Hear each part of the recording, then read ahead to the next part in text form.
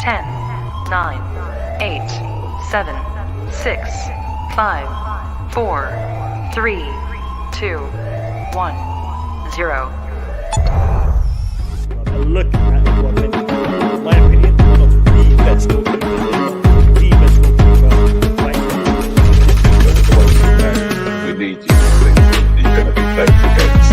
So they want I'm a little bit worried about tomorrow's game. I saw a stat online. Sergio You cannot play up and down. That is the problem. We only have two men now to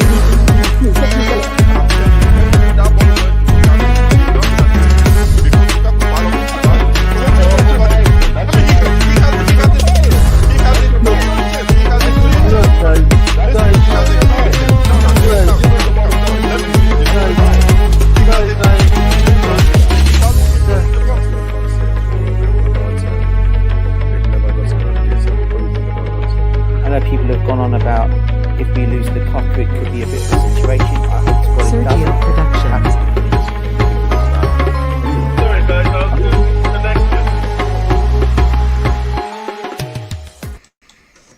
Yo, yo, yo, welcome to the Blue Lounge, welcome to the stream. How you guys all doing?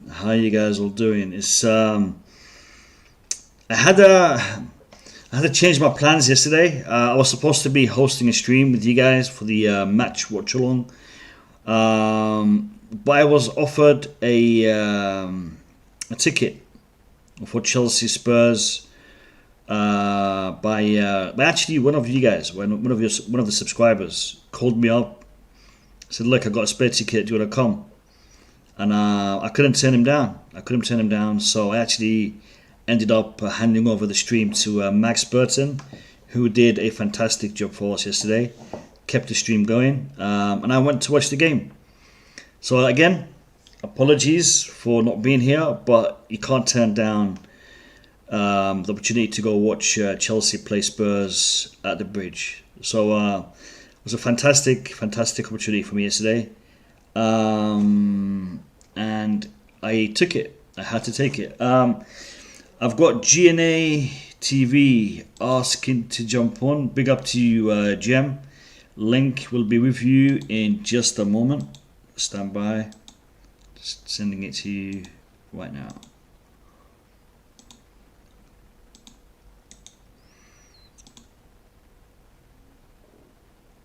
Alright, Jim, you should have it in your inbox. Alright, here we go.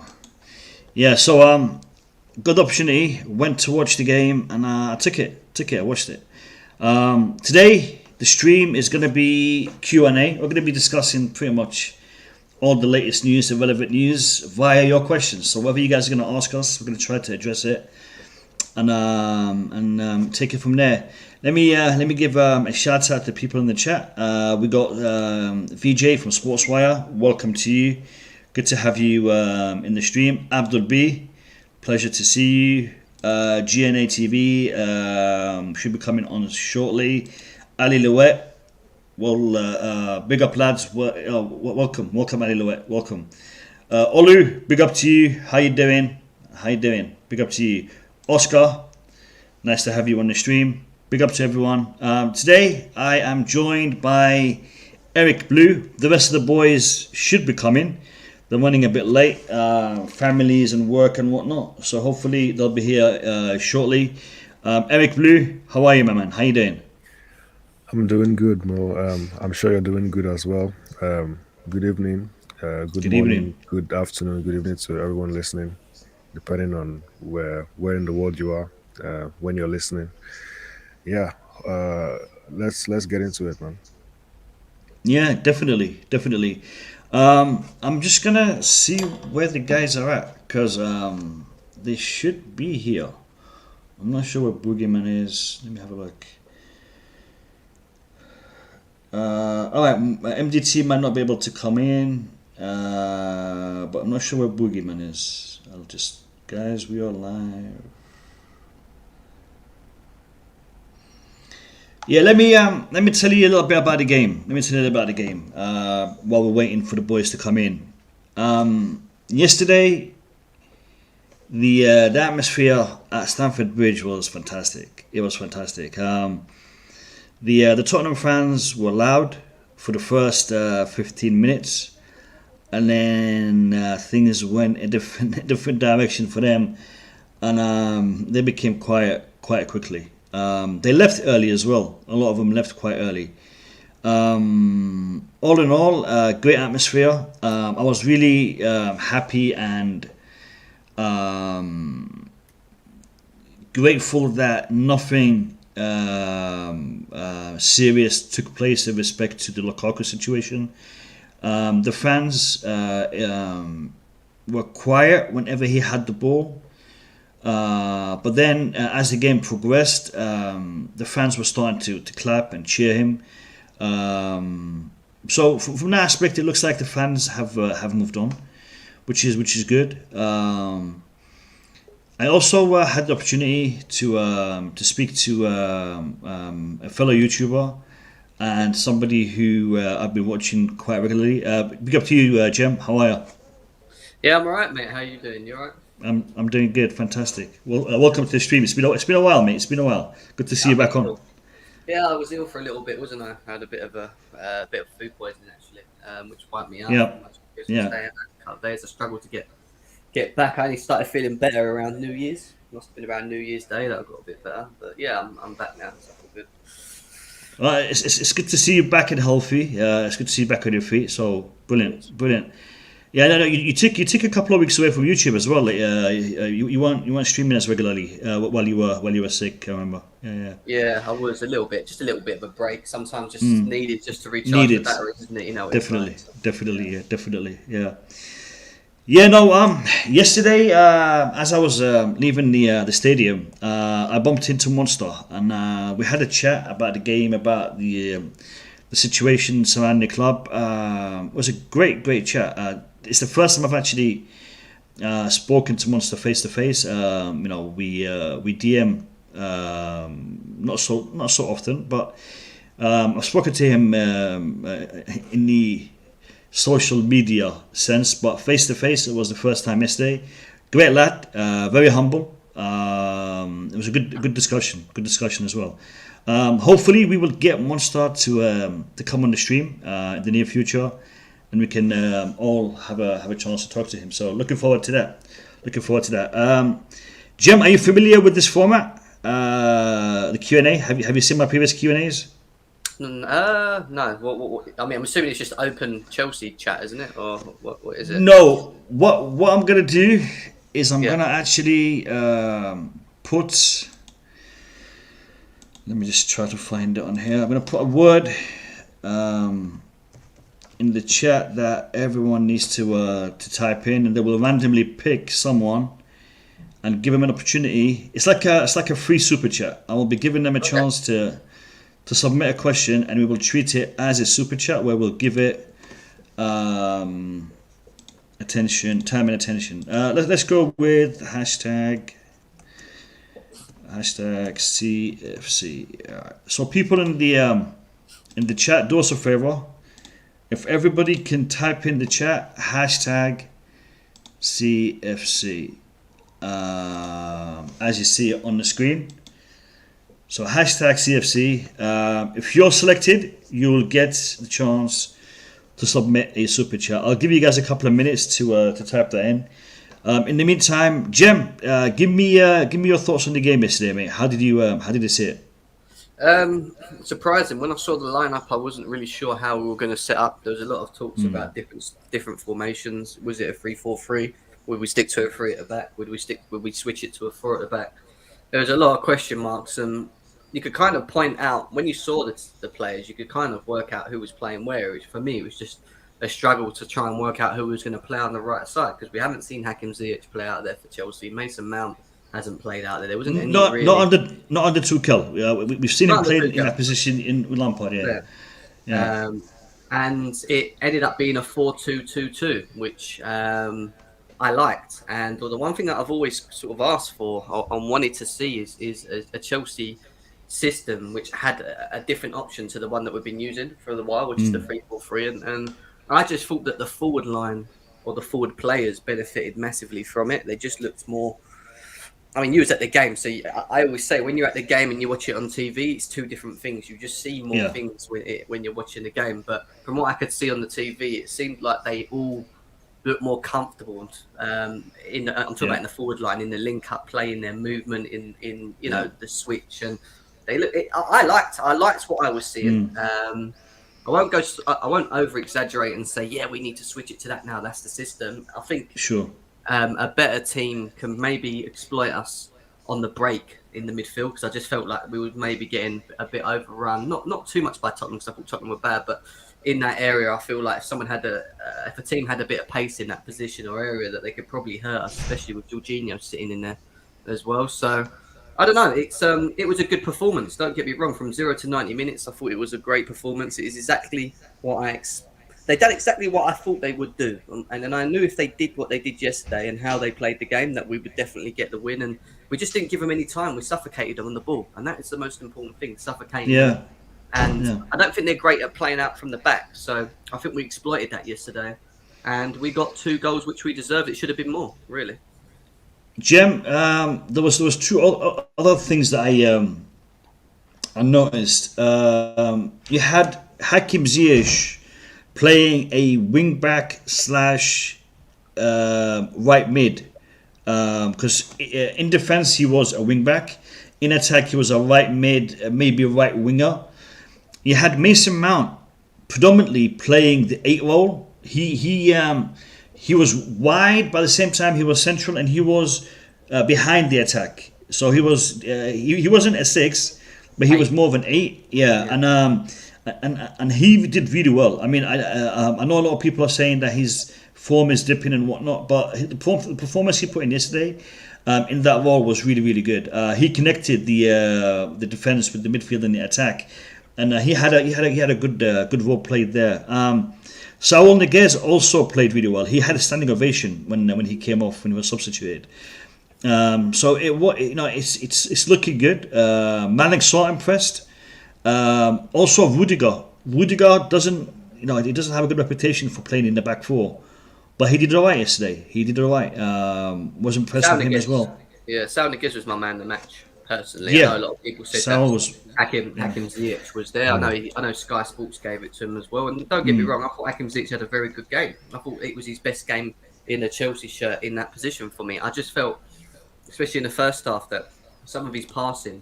I mean, you know that in the second half, he done that ball to Werner, which was beautiful. He sort of split the defence. But in the first half, he kept playing the balls over the top, and it kept it was just a little bit too far over the top. And I just felt like his overall performance wasn't, from 0 to 90 minutes, I just thought Saul Niguez was better in his position, if that makes sense. Not to say Ziyech wasn't. Ziyech had a great game. I just thought Saul Niguez was unbelievable. Yeah, I mean, Saul Niguez's performances have been quite bad recently, so for him to put in a shift like that was really good. Abraham, you have won the super chat. So Abraham, send in your question, and we'll be happy to address it. And everybody else, type in CFC #CFC. Eric, let me hear your thoughts, mate. I didn't get a chance to hear what you had to say about the game yesterday. So how did you find the game yesterday, Eric? Yeah, it was a good game to watch. It was a very dominant performance. Spurs were never in the match. I think we just dominated from start to finish. I was really impressed with Saul and Malang Sarr, like you mentioned. I think Malang Sarr played very well. He still has the issue where I think he's a little bit too eager sometimes. He always wants to be aggressive, but apart from that, I think he was really good. Especially in possession as well. Maybe 1 or 2 misplaced passes, but I was very happy with his performance. And Saul I think this is Saul's best game for Chelsea. I think since the Wolves match, he's just been playing better and better. So it's very nice to see that there's he's not going to be a flop signing, loan signing after all, which is it's huge. Not saying that he's going to get signed now, but we want a player who can come in and actually help us. So hopefully he keeps going, he keeps improving. And I was just really happy with the way we controlled the game. You know, we've been missing that for so long. Kept a clean sheet, and like you were mentioning, Kasim, um, the way Ziyech drops back, like, you know, to be the wing back in defense, and, you know, the right mid going forward. It was like a pseudo back four. I think we've seen that you know, we've seen that a few times with Tuchel. I think Pulisic has done that a few times. So it works. You know, I'm not gonna say uh, it was bad or it didn't. You know, it definitely worked, but at the same time, it's difficult to see how the formation evolves. You know, like what would be the next step with this formation? You know, with the our starting players once they come back. I'm not too sure, but, you know, it works against Spurs. But I'm not going to assume that it will work against a team like Man City, for example. So I think Tuchel just needs to get the balance, you know, in the midfield as well, like Jem was saying. So that's it. Yeah, I think. I mean, this comment here is quite good. It's Dino saying, didn't feel like a derby. Spurs were well off the pace, and to be honest, you know, that's a good way to sum it up, because they were off the pace. They were lacking. The fans were up for a derby match, both sets of fans, to be fair.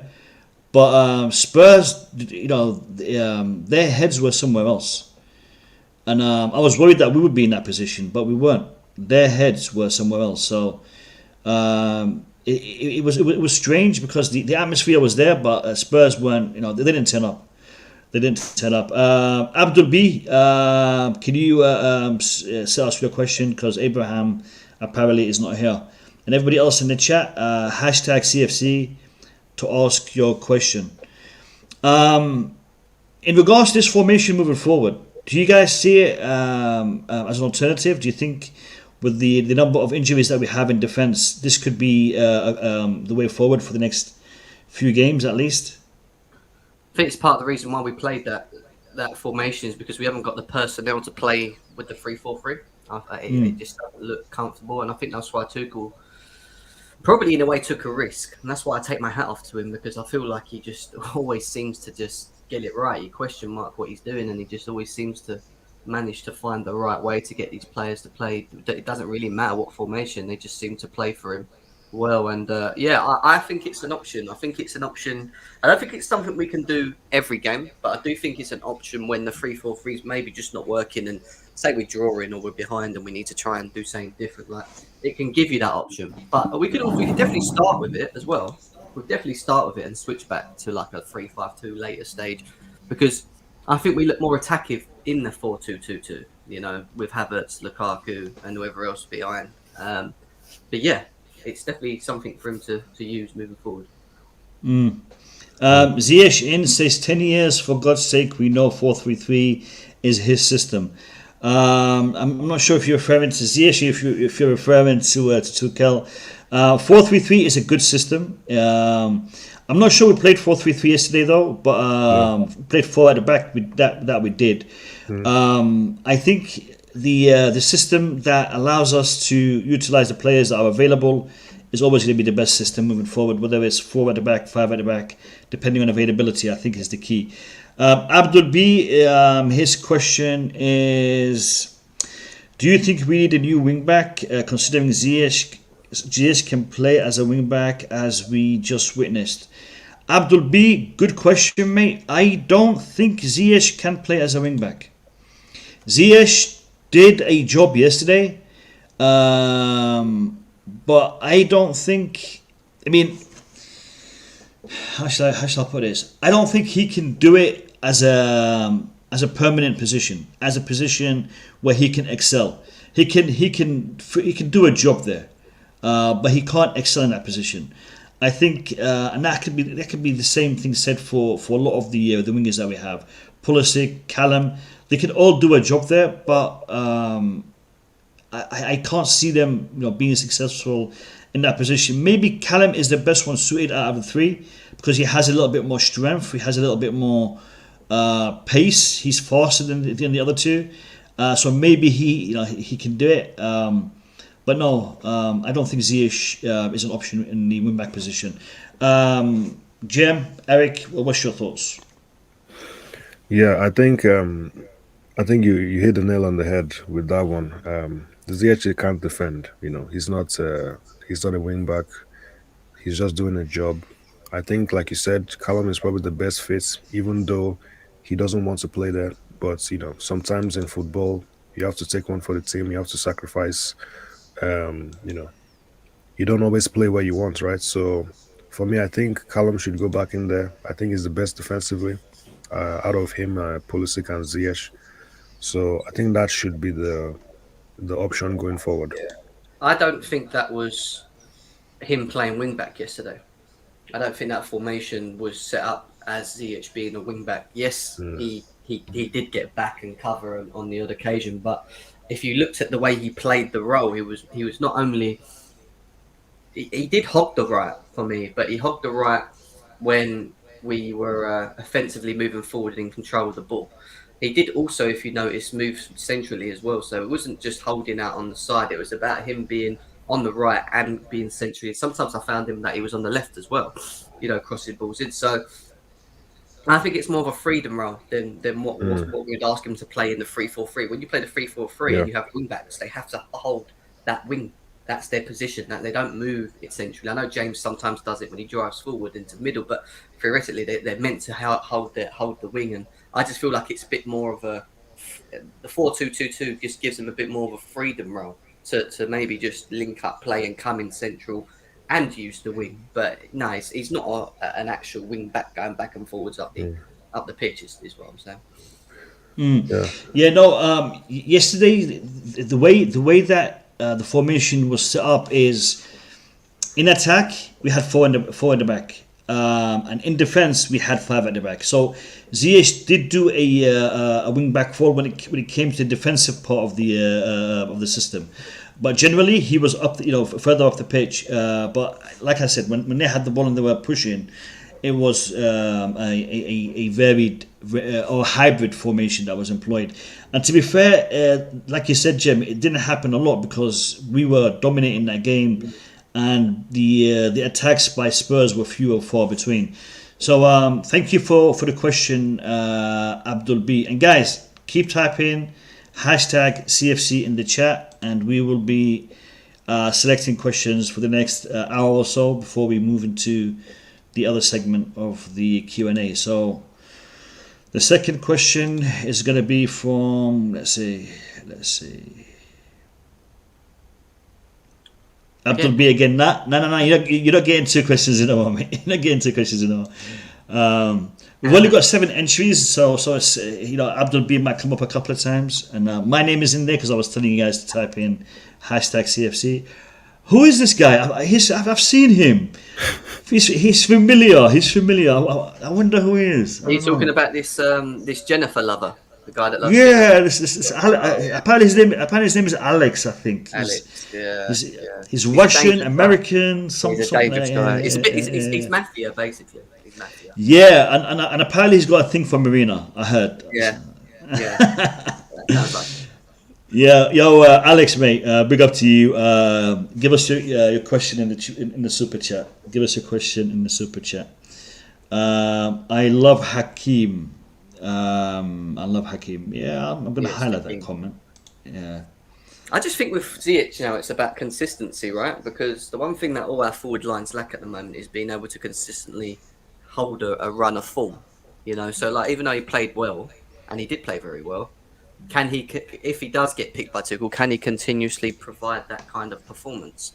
Them balls that he was doing in the second half where he was playing, that's what I thought we bought from Ajax. I've been waiting for him to do that more and actually. That cross, Jim, Werner? that cross, no, not for Werner, for Lukaku towards the end of the second half, in the first half. That it was, you don't get a ball placed better than that, and. Had Lukaku have scored that goal, that'd have been it. The tie would have been over. Game dusted, man. I think the one for Werner was impressive as well. It was just perfect to his feet. And if he scored, it would have been beautiful. But You see, we took the Mickey, so he's taking the Mickey back, and No, he's asking me about that. What? He's just upset that he can't have curly hair like me. Unfortunately, he's coming out, a bit on the older side. He's losing his hair and stuff. So it is what it is. But listen, I got to say something, Jim. The other day I saw your profile on Instagram, and the way you used to comb it, you had something going there, man. It was a little bit to the side. Yeah. It was a bit to the side. Yeah. I haven't done that in ages. I can do that. I've just stuck with my curly hair. So it is what it is. Hold on a second. He says, "Who was your man of the match for yesterday?" Do we give him 2 questions? I don't know. Do we give him 2 questions? Is this one even a question? For me, I would say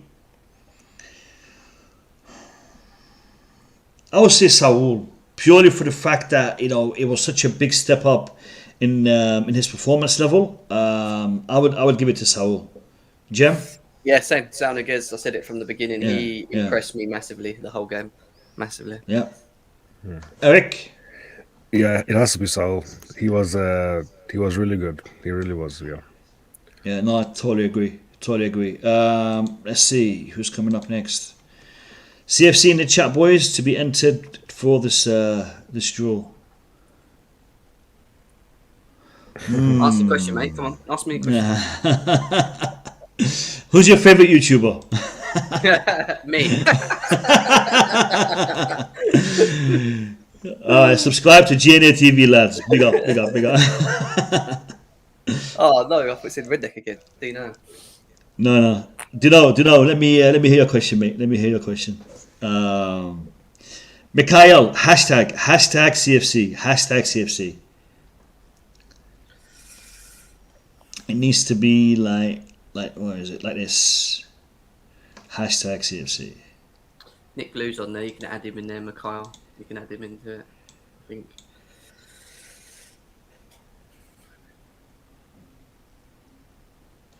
All right. Do you know your question, mate? I'll give you 10 seconds. 9, 8. No, not a hashtag. Come on, Mikhail. Seriously, Mikhail. How people make things complicated, eh? I know. We've got All right, Chesterfield all week, didn't we? If I'm right in saying. We have. All right, I'm going to draw again. Dino hasn't asked the question. I will draw again. We've got 10 people this time. Yes. Has he? Yeah. Oh, here we go. Just in time. What are your thoughts on the transfer window? Who do you want to see purchased? All right, who do I want to see purchased? I want to see Theo Hernandez purchased. Who do I want to see come in? I wouldn't mind seeing Lucas Digne come in on a loan without the obligation to buy. If he comes in on a loan and he does well, an option to buy would be all right. But if I'm gonna be buying someone in January, I want to see Theo Hernandez. This is my thoughts. Jem? Well, you know how much I love Jules Koundé, who scored. May I just say, scored a goal again tonight, by the way, scoring goals for Sevilla as well. But yeah, I mean, if we're talking about who I'd want to see purchased, it would be Jules Koundé. I just think the guy's versatility, and if you think about all the injuries that we've got in defence at the moment, he'd be massively useful right now. Sure. So yeah, Jules Koundé is the one I'd want. But in terms of this, who I think would happen, it's got to be a left wing. The main one, the main position that we need to cover. So Chilwell is out for the season, right? Yeah, potentially Chilwell won't be at the level that we saw him at for maybe a season and a half, 2 seasons really. It takes a while to recover.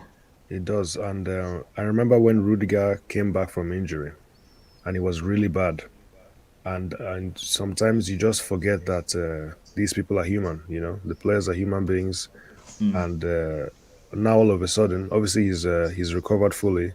And not only is he, he's not just as good as he was before, he's one of the best players in our team. So I have to remember not to be too reactionary. You know, sometimes we are too impatient and we want to get everything. You know, when someone comes back from injury or COVID, or you think, you know, they're their best immediately. You just expect the best, but you know, like, you're very right with that. You know, we need to. Yeah. So look, it's obvious that we need a left wing back. So I would have to go with you know, like you said, one of those two. But you know, realistically, it would have to be you know, Lucadinho, because I think Theo Hernandez would cost like 60 million euros or something like that.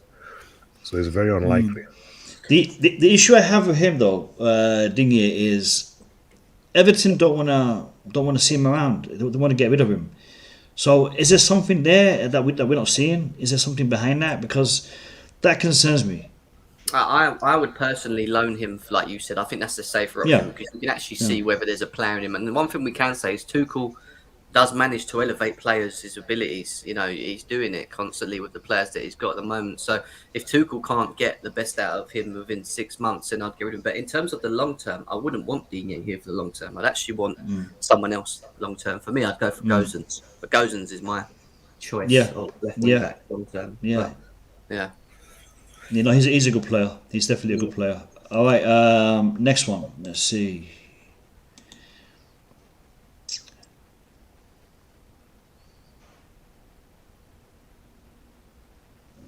Nick Blue, hit us up with a question, mate. Nick Blue has been on the panel a couple of times. Great guy, great insight. A lot of history behind that name. A lot of history. Guys, you can always bypass this by actually sending a proper super chat. So if you wanted to go down that route, you know, you have the option. Boogeyman, what are you doing in the chat? Boogeyman? Come on, seriously? Biggie Man just trolls me when I'm on live. When I'm live, he just comes on and just trolls in the chat. It's just some crazy Boogeyman stuff. Boogie Carter as well. Boogeyman, listen, just before the stream, when you go in live, honey, before you go live, I go live and it's been half an hour, and then he decides to show up in the chat. Hey, they're all in the chat. Boogeyman, Bobby, everybody's in the chat. Nick Blue, let me have your question, mate. His question would probably be, I love Rudiger. It wouldn't even be a question. It would be like, Saints do Rudiger. It's his comment, so he can use it in any way he wants. We'll highlight it. So it's up to him. But yeah. My question to you, Kazim, quickly while we're waiting. What did you think of Lukaku's performance yesterday? It was a funny one because he did everything he was supposed to do apart from score a goal. His positioning was good, his determination, his runs, his aggression. But when it came to finishing, I've never seen him that bad. I've never seen him play that bad when it comes to finishing. I mean, he had some Timo Werner moments, and no, he did, and. For Lukaku, it's surprising because he's a good player. He's a great finisher. I'm happy about that, actually. Why? Why are you happy about that? Because it shows me that the whole debacle of the last few days actually affected him. So he cares, you know, and he wants to do well. So that's good. I told you, Rudy. Nick Blue, man. Listen, Nick, we've got a. What's the word? Psychiatrist? Not psychiatrist. What's that? The one who can read people's thoughts. What do you call him? Psychic. Psychic. Yeah, we've got a psychic. No, counselling. Yeah. I know what you were like in school now, Jim. Yeah. No. So. Jem knows you, Nick, so Rudiger is. Bobby, welcome to the stream. Big up to you, Bobby. Hey, big up, guys. Hi. Big up. I might have to be in and out a bit. No worries. I'm no working, worries. and I've just paused to do a lateral flow, so that's why All right, I've got sweet. a minute. Sweet. All right, brilliant. Hope everything is good on your end. No, it's routine. Sweet. All right. This is a question from Nick Blue. Nick Blue is asking, what's your thoughts on Rudiger? Do you think He'll stay. Is that he? He'll stay, He will stay. Yeah. My thoughts on Rudiger is he's a fantastic defender, one of the best in the Premier League right now, which puts him up there when it comes to the world stage. Will he stay? I hope so. And it's looking more positive over the past few days. If you believe what you're reading, it looks like some concessions are going to be made from both player and club, and it looks like some of the promises that were made to him. Alex is just trolling in the chat, man. Yeah, some of the promises that were made to him from other clubs look like they're not going to be panning out. So hopefully he will be staying and he'll be signing an extension. That's my thoughts. Let me hear from Bobby. Bobby, what's your thoughts on this Rudiger thing? Yeah, like everybody else, I know the value of Rudiger to our team. Unlike everybody else, I've been quite vocal in my opinion of the board and how they've handled it. And I think it's a good thing. I think they should feel it from the fan base sometimes. I'm never one to put them, apart from the owner himself, to put anybody on a pedestal, apart from the owner and the players and the manager that need it. Players feed off fans' love. Managers feed off our love. But we don't need to, the board just need to perform, full stop, in my opinion. And so I put a lot of pressure. I've said a lot of things out there in my own little way about Rudiger, simply because I want him signed. I want the best players in my club. I want this thing sorted. And I think what has really helped, in a funny sort of way, this whole Lukaku situation could have helped, because the noise it created gave perhaps Chelsea an example of how they don't need noise. They need to sort things so there's no noise. And I'm hopeful that a solution can be reached. Clearly, it's got to be a financial one.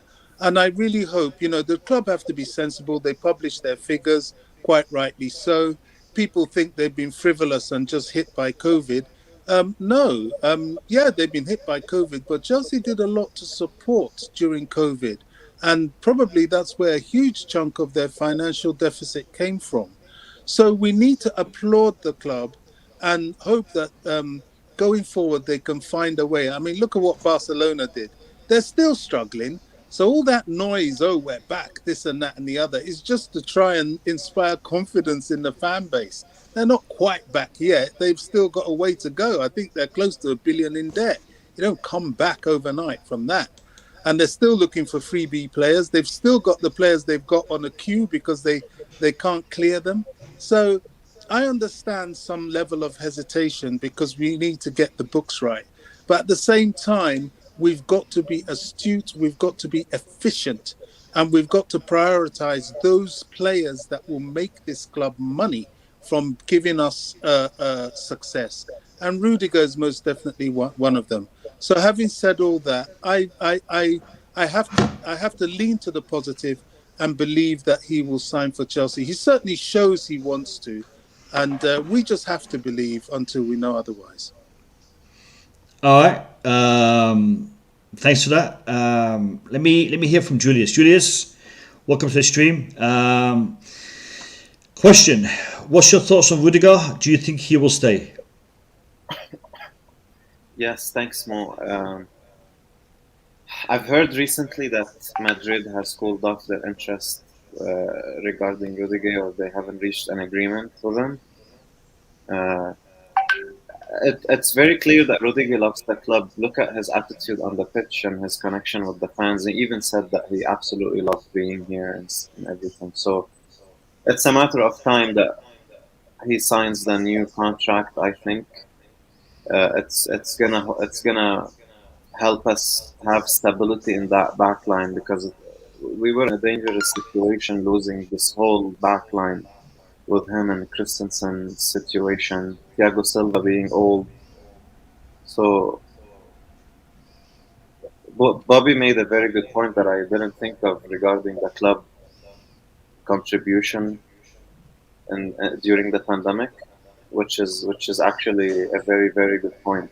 Something as fans we never thought of much, and that reflects on why we may have struggled financially. Or I think I saw recently that we had some losses, financial losses. I forgot the amount. That kind of explains why we are reluctant as well to give those kind of wages.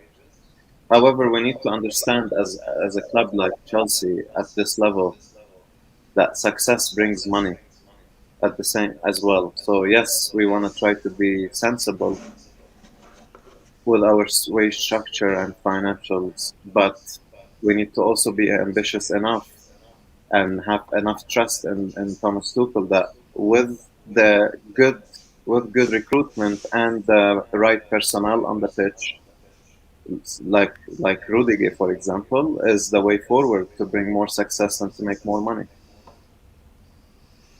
Yeah. Jim? I think he's crap. Sell him. Don't need him. We'll just find someone else. Jules Koundé's better than him. We'll be all right, man. Save ourselves 200k a week as well. I mean, we don't need him. All right, Jim, thank you for coming to the Blue Lounge. We'll see you in the future streams. I like Rudiger. Obviously, there's talks about Christensen leaving the football club. If I had to choose between the two, it'd be Rudiger all day. I think the fact that Christensen could potentially be leaving, I think it's probably why you're starting to hear more about Chelsea going to talk with Rudiger, maybe looking to offer him a little bit more, which is not a bad thing for us. If Christensen goes and Rudiger stays, and then we go and get ourselves a Koundé or a De Ligt, whoever it is that they think they're going to get. I think it's more Koundé. Then I think we've kept probably our best defender along with Thiago Silva, and then also added it with extra quality in Koundé as well. So for me, it can still happen. It's going to keep swinging around and roundabouts. I do think that there will be other teams out there that may potentially put in an offer for him, even if it isn't Real Madrid, Bayern Munich, and PSG are the only other two really I can think of that could potentially do that. So we'll just have to see what happens. Can I just say about Christensen? Eric. Quickly, yeah. Eric, start with Rudiger and then you can divert to Christensen. Yeah. Because the question is about Rudiger. It is, and I've said it a lot, but I'll say it again. I want Rudiger to stay. I don't think he will, but at least if he goes, I wouldn't be so heartbroken. I wouldn't be so upset, because I expect him to leave. But hopefully he doesn't leave. Hopefully he signs, and we can stop talking about it. But about Christensen, if he truly wants to leave Chelsea to join Barcelona, maybe it's for the best that he leaves. Maybe it's a good thing. All right. I'm gonna change the word because I think some people have already left who have typed in CFC, so we might get some people who are not here. The word is Rudi, RUDI, and here it is. So hashtag Rudi, and we'll be selecting the name shortly.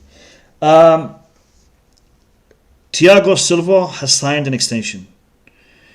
It looks like Rudiger may also be doing that. Azpilicueta, borderline. It looks like he may actually be going to Barcelona.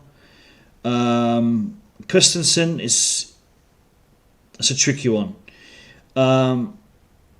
Koundé is Jem's one of Jem's favourite players, and possibly a player that is going to be able to cover multiple roles for Chelsea. He can play the Azpilicueta type of role, where he can play as a centre back, he can play as a right back, right wing back. So he is a versatile player. If we don't get Koundé, and I think Koundé is probably the most likely acquisition if it comes to us purchasing a defender. If we don't go for Koundé, who is your alternatives? This is just from me. So I want to hear your thoughts on who else could be coming apart from Koundé, or who we should be looking at apart from Koundé. I'm going to start with Julius.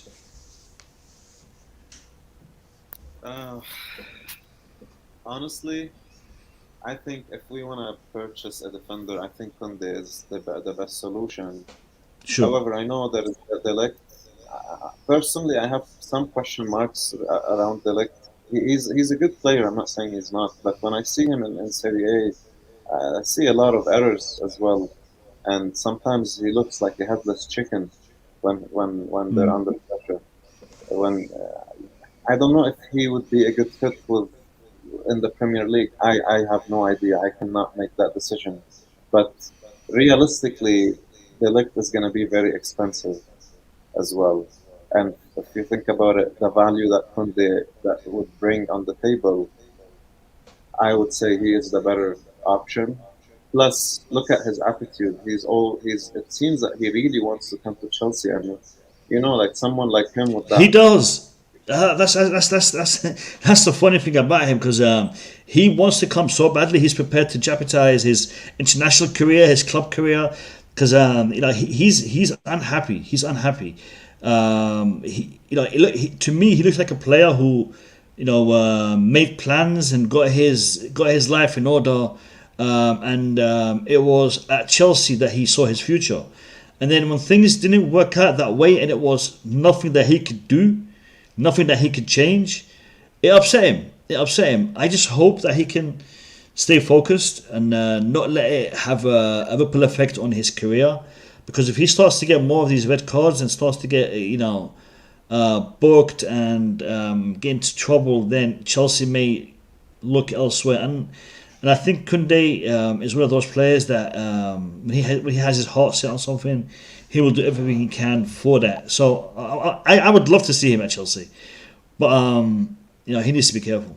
It seems that he loves the club, and I always want players that would love to play for the badge, and I could see him being one of those. Even though he's not an academy player or anything, but he is one of those that I think if he comes to Chelsea, he's going to be very passionate about it, because he struggled to make it here, and he's doing all he can to make it. So I want players with this attitude at the club. So Mancini, but I was watching Roma today, and he got a red card. Kind of disappointing. Mancini, Roma. Oh, yeah. But, all right, Bobby.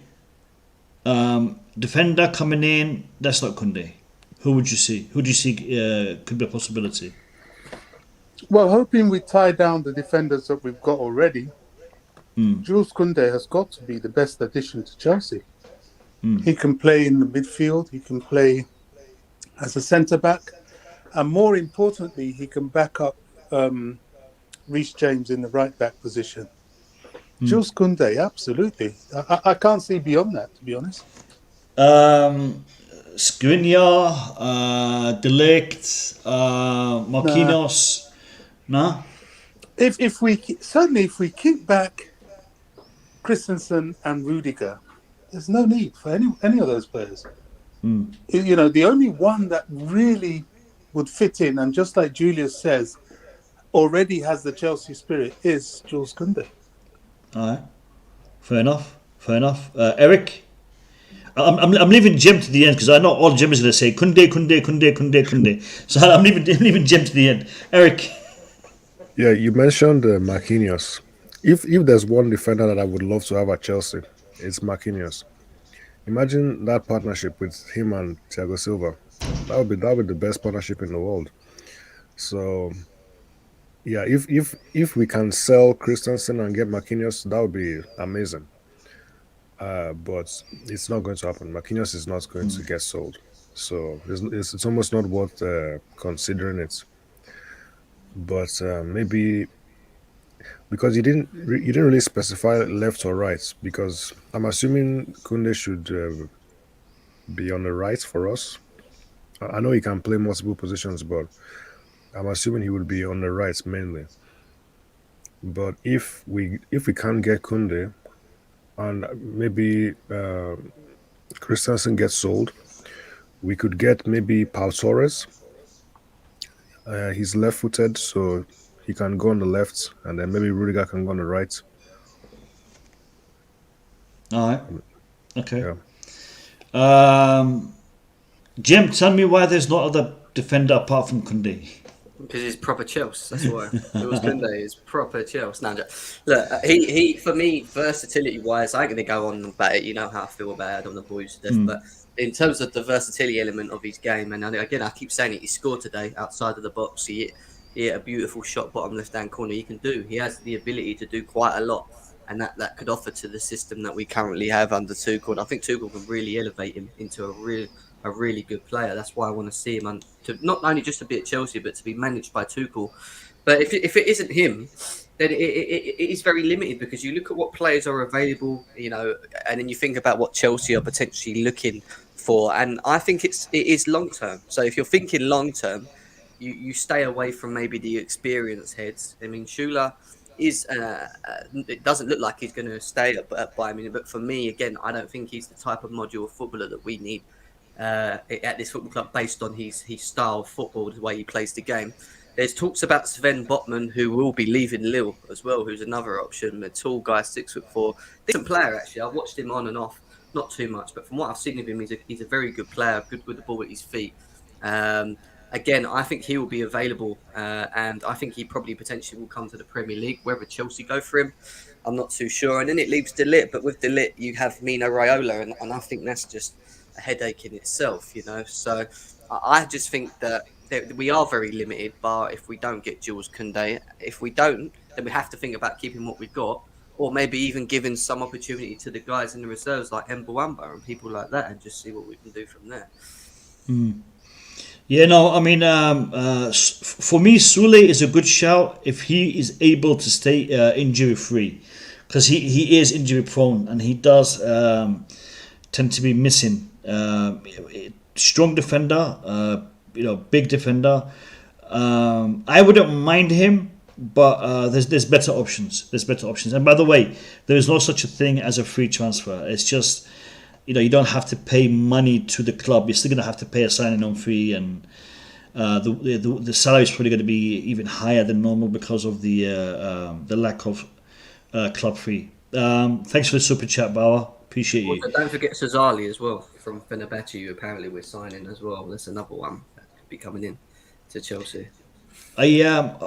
Hopefully I'll be getting Andreas on in the next few days, because there's a lot of rumours that we need to be addressing. But there's a few names that have been thrown around. All right, let's draw the next one. Rudy, who is it going to be? Couch Critic has entered into this one. Seriously, Couch? I bet he's going to win as well. Mednick. Nah, you know what? I'm not giving it to Mednick again. Let's give someone else a chance. So if it comes up one more time, I'll give it to you. But let's give somebody else a chance. Sorry, Alex.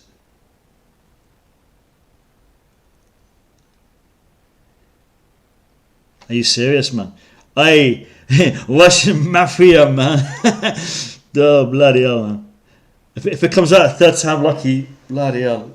Alex, if you come out again, go to the 7-Eleven and play the lottery. Abdul B. Oh, my God. Abdul B's already had a question. You know what? Let me have a look who hasn't had a question, and I'll pick it myself. Wait a minute. So you got Boogeyman, you got Couch, you got Elias, and Gabriel. Hey, Gabriel deserves it, man.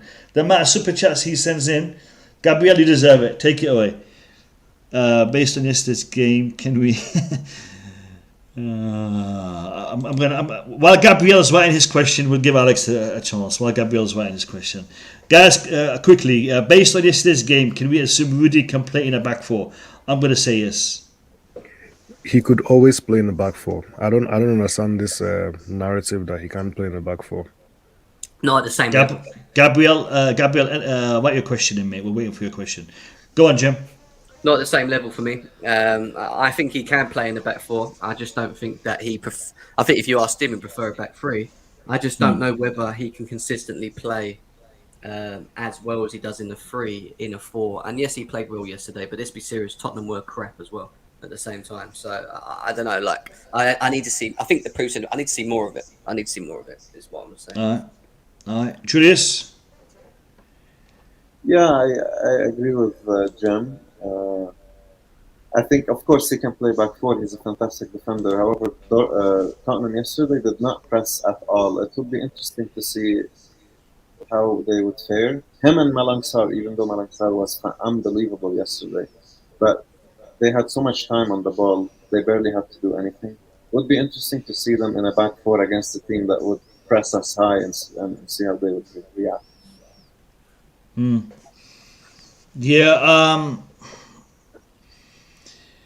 they weren't really putting pressure on us yesterday. They weren't really, and I agree. We need to see the back four being employed under real quality opposition. There's more to be seen there. There's more to be seen there. Gabriel's question: a good win, but 2-0 is still not secure enough. Was there anything more we could have done to end the tie? Gabriel, we could have finished some of the chances that we created, because we could have easily have won that game 5-0 with the amount of chances we created. Ziyech had a really good chance that he missed. Lukaku had a couple. Who else? Timo Werner, a great run, great shot. So it could have easily been, 5, maybe even 6. But I reckon 2 goals is secure. Is it secure enough? Can you see us losing by more than 2 goals at their ground? I can't see that. I think 2-0 is secure. I think 2-0 is very secure. Jim, how do you see it, mate? I think it is secure, but at the same time, I think it does. For me, it's all about minutes in the game, and I think the first 20 minutes of this game is going to be so important, because if they come out and they're hungry and they're dominating and we're not controlling the game and they get a goal, then I think there is an opportunity that they can get back in the game. It's just how well Chelsea monitor the game, play the game as well. Can they control the game as well as they did at Stamford Bridge over there? So yeah, I would say we're comfortable, but at the same time, I think we should go in there with the attitude that it's 0-0 and we need to just play our game and be strong and get a goal. That's the way I would ask them to play. Yeah, Eric. Yeah, Eric? yes, I agree with what Jim said. I think if we scored a third goal, it would have been over. I think we're like 90% done. As long as we just manage the second leg, I think we should be fine. All right, Julius, confident? Are you confident on the result, Julius?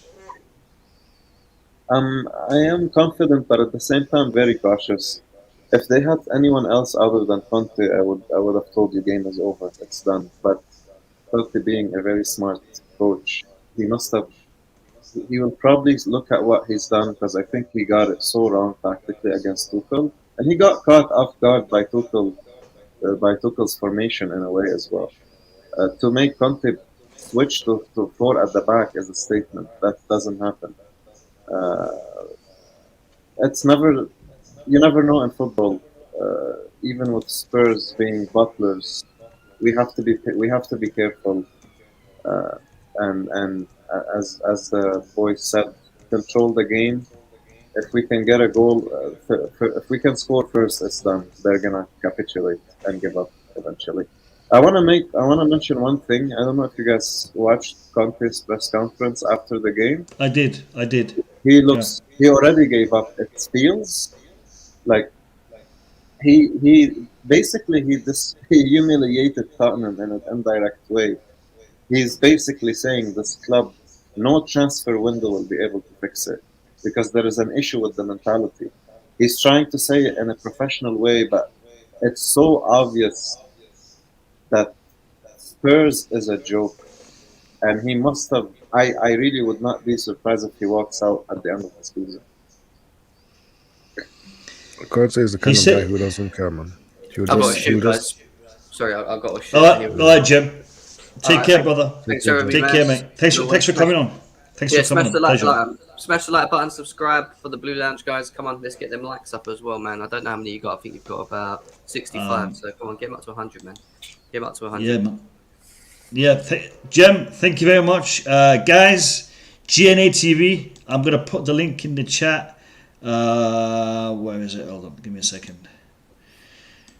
GNA TV subscription. I gotta find it. It's alright. I got so many. I got so many channels on my list. I'm laughing. I'll put. Yeah, they know. I'll put it up. Yeah. They know. They know where you are. They know where you are. All right. Cool. All right, guys. Make sure you subscribe to GNA TV. Thanks for coming on, mate. Thanks for coming on, Jim. Appreciate you. Take care, brother. Take care. Bye bye.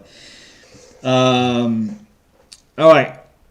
Shall we continue with the what is it? With this, let's continue with this. We'll do another 4 or 5 questions, and then we'll have a discussion. I'm still waiting for Boogeyman. Where's Boogeyman? Gabriel in the comments is right. That's exactly what he would do. Conte won't walk. He likes. Yeah. Elias, brother. Let me see your question in the chat. Elias, you are the winner of the super chat. So let me see your question in the chat. Listen, I want to talk about Ziyech. Do you guys think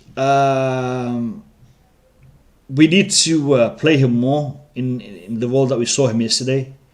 Do you think that we have been asking him to do something that he's not used to, and thus the fan base is turning against him? Yes and yes. I think he's a little bit. I don't know if it's harsh to say, but I think he's a player who needs to be played in a certain way. He's not able to just adapt, and do what he's not used to doing. This is from what I've seen from his time at Chelsea. Maybe I'm wrong, but I think you're right. I think he needs. He played really well, so he needs maybe a little bit more game time to improve and get more used to playing in this new role for Chelsea. Julius? Apologies. I was distracted. Got some emails. So what do you think about this season? No. We're just a different question to the one that you have on the screen. I was asking, do you think that Hakim Ziyech playing in the position he was yesterday is more suited to the team, and maybe him being played in a different position recently under Tuchel is why he hasn't been performing, and maybe going back to that position in the future would be the best way forward for Ziyech? Yeah, he looked very comfortable yesterday, but the thing is with yesterday's game, when you reflect on it a little bit further, it's not a benchmark to basically conclude what would be the best, because a lot of the players look good in general. I'm not taking credit from Chelsea. We forced errors yesterday. We forced them to make errors. We dominated. They couldn't. We won every 50 challenge, but we need to see more. I'm hoping that Thomas Tuchel is probably doing some experiments in the trainings with the 4 at the back, because the players looked very comfortable with it. Even though he said that he had to make a last-minute decision because of the CV cases that popped up in the club. So we have to wait and see. But I'm very happy to see that we have an option, and maybe that's something, whether he's planning it from before and he just came saying it that it was a last-minute decision, or if it's something it gives him more options in the future, knowing that okay, I have certain players that I could rely on in the future if I have to make any formation changes. So it's positive for sure. Ziyech was on yesterday. I agree with the comment that he needs to be better physically. You know, I know some players are just not like that, but yeah. The ITM way. I think Ziyech needs to bulk up, but he needs to do it in the way that doesn't take away from his technical ability. Because some players, when they bulk up, they become less technical. So I agree, he does need to bulk up, especially now he's played in the Premier League. I think though Ziyech is better utilised out wide than he is down the centre. Let's look at Ilyas's question. Ilyas Ibrahim, what do you think about Mount this season? Jorginho is too slow for the Premier League. That's ridiculous. Right, so I'll address the second part and then I'll go to the first part. Jorginho is too slow for the Premier League? No. You're playing FIFA. FIFA is different than real life. Jorginho is not too slow for the Premier League. Jorginho, his best attribute for me is tempo management, tempo control, midfield control. Jorginho does that, and he does that fantastically well. I don't think there's many players in the Premier League that can control the tempo of a game as well as Jorginho when he's fully fit. That's the second part. In respect to Mason Mount, I think Mason Mount has been overplayed. Mason Mount is fantastic. Yesterday, I loved the way he was playing. Yesterday, a lot of people were criticising some aspects in his play recently, and I think the position he played yesterday suited him down to a T. I think Mason Mount in the 8 role is fantastic. He adds a lot to the team. Was he playing good as a 10? Yeah, but I think as an 8, he plays better. I would like to see Mason Mount managed better in respect to the amount of games that he's being played, but at the same time, we have a mad schedule, a mad season, injuries and whatnot. So you're going to have to play the players who are available, and Mason Mount is a player that will always give you 110%. So that's in respect to your question, Ilyas. I'll hear from Eric. Eric, your thoughts on both parts of the question. Yeah, the second, I understand what he's saying about Jorginho. I do get it, but like Mo was just telling us, he's very good at what he does. He controls the tempo. He does the quick passes. He also organizes the players around him, tells them where to move, to make it easier to progress the ball. But I do think that he needs to improve as well. He's too weak for me. I think he needs to bulk up as well, because he gets muscled off the ball way too easily. So that is one thing that you can say for sure. In the Premier League, you have to be better physically. And then obviously the Mount thing, Mount has been played a lot too much. Just because he's scoring goals, which is very good, and obviously he's getting assists, doesn't mean he's actually playing well. There are a lot of matches where he hasn't played so well, but he's just got the goal or he got the assist, which is good. But maybe it's difficult because he's one of our most important players, but he does need rest. Yep. Guys, in the chat, I am now placing the link to GNA TV. Do me a favor, click and subscribe. GNA TV is a channel that Jim runs, so go click on that link, give him a subscribe, give him a follow. Great content, pretty much daily content on there. They cover European football, the Chelsea men's and women's football. So great channel to follow. Julius, your thoughts on Mason Mount's season and the Jorginho is too slow statement? Yeah, Mason Mount has been amazing, consistent. He's a hustler. I appreciate what he does on the pitch. He does a lot of the dirty work as well. He he's a troublemaker for opposition teams. They absolutely probably hate playing against him. If you look at his stats and goal contribution, he's achieving. He's doing better than Foden. Way better. Regarding Jorginho, you have to look at it this way. He had a rough World Cup qualification. He missed 2 penalties. He got a lot of stick. So, on a psychological perspective, he had a rough period and he was under a lot of pressure. On top of that, he was being overplayed with Chelsea because of the circumstances we had to go through. We had to rely on him. And he played while being injured.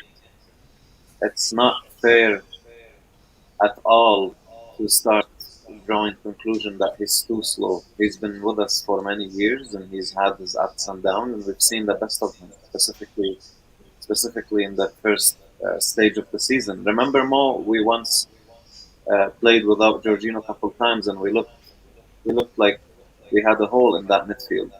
Yep. He brings something to the table, that stability in midfield that nobody on the team is able to do. So we need to put more respect on Jorginho's name, honestly. I don't like to see our fan base saying he's slow, he's useless, this and that. No, unfair. He's a Champions League winner at the end of the day as well. So he's won a lot with us. He's past that time to disrespect him. Yeah, no, I totally agree.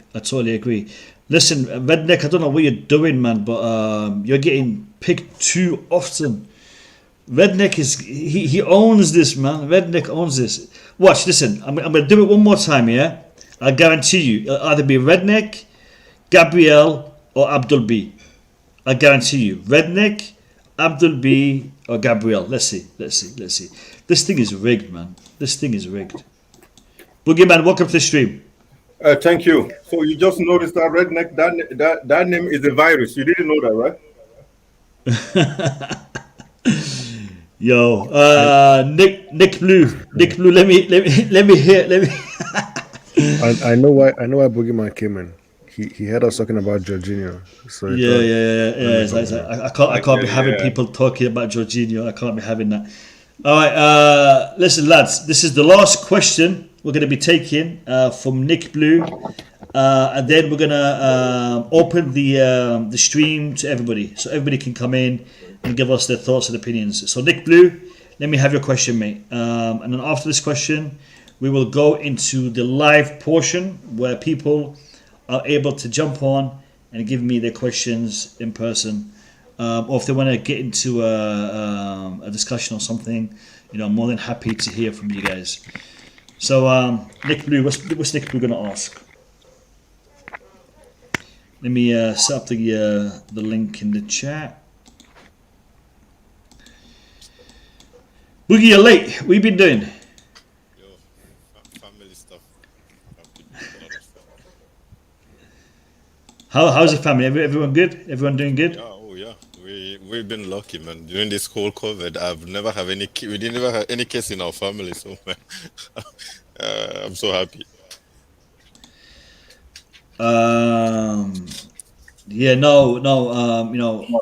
Hopefully everyone can stay safe and can stay. Okay. Yeah. You just never know. When you send your kid to kindergarten, you don't know what they're bringing back home, right? It's crazy. True. Yeah. Trying to find Nick Blue's question. All right, here's Nick Blue's questions. I want to know your true thoughts on Lukaku. Is it in general or the last match or? In general, of course. Well, anyways, he can add to it.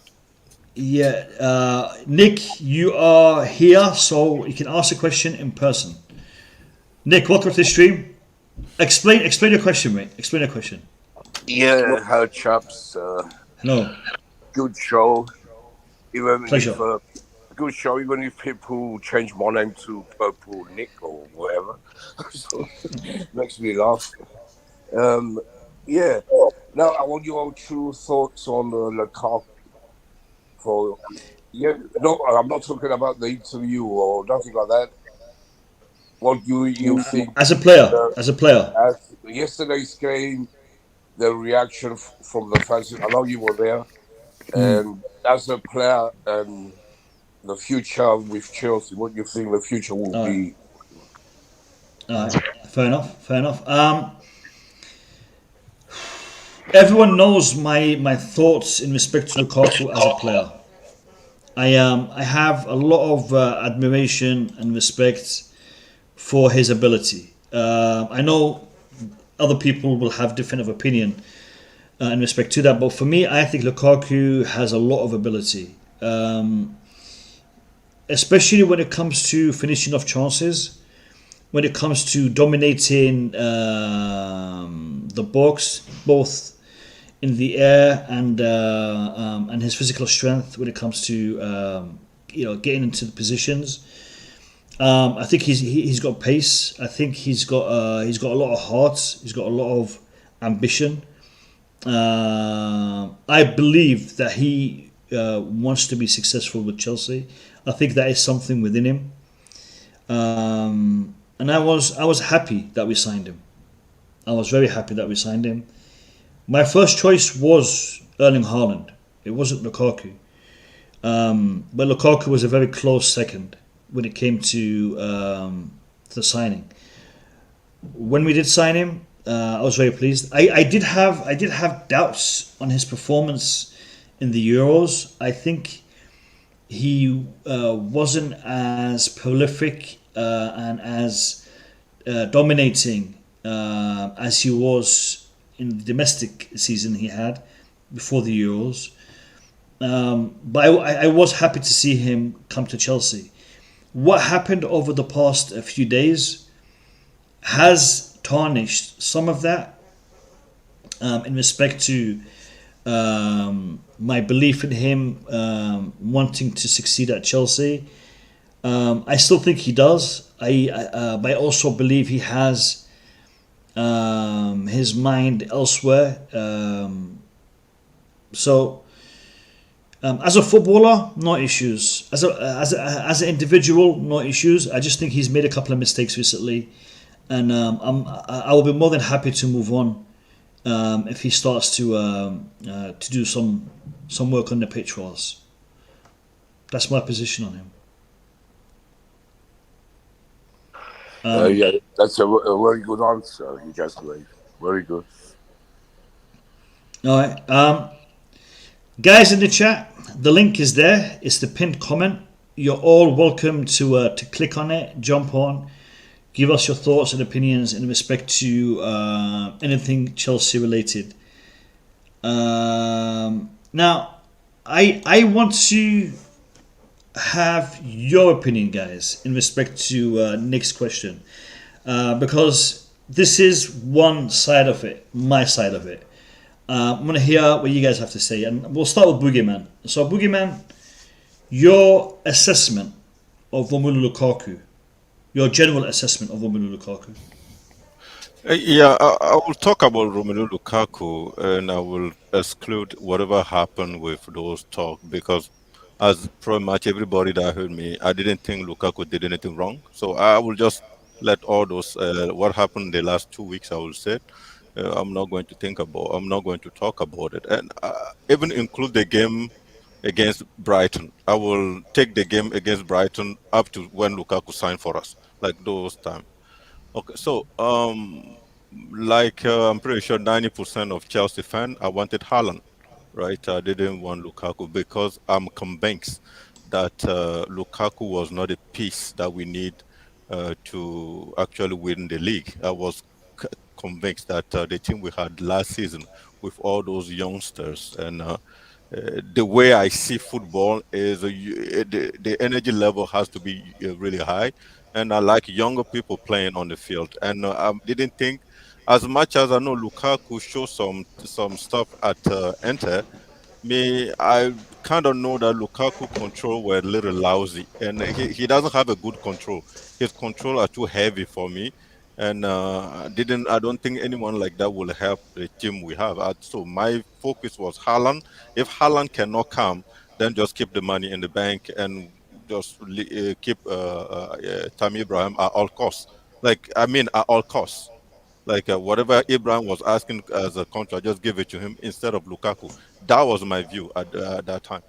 So Lukaku came in, and then against Arsenal, he kind of showed that we may need that power because we all we're in front. So I'm like, oh, okay, it's not a bad thing. Then he starts showing the Manchester United Lukaku again. So for me, to be honest with you, Lukaku hasn't won me over yet. I still think he's not the right signing for Chelsea, and unless he start imposing himself scoring goals, I will keep saying he was a mistake for us. He was just a bad investment.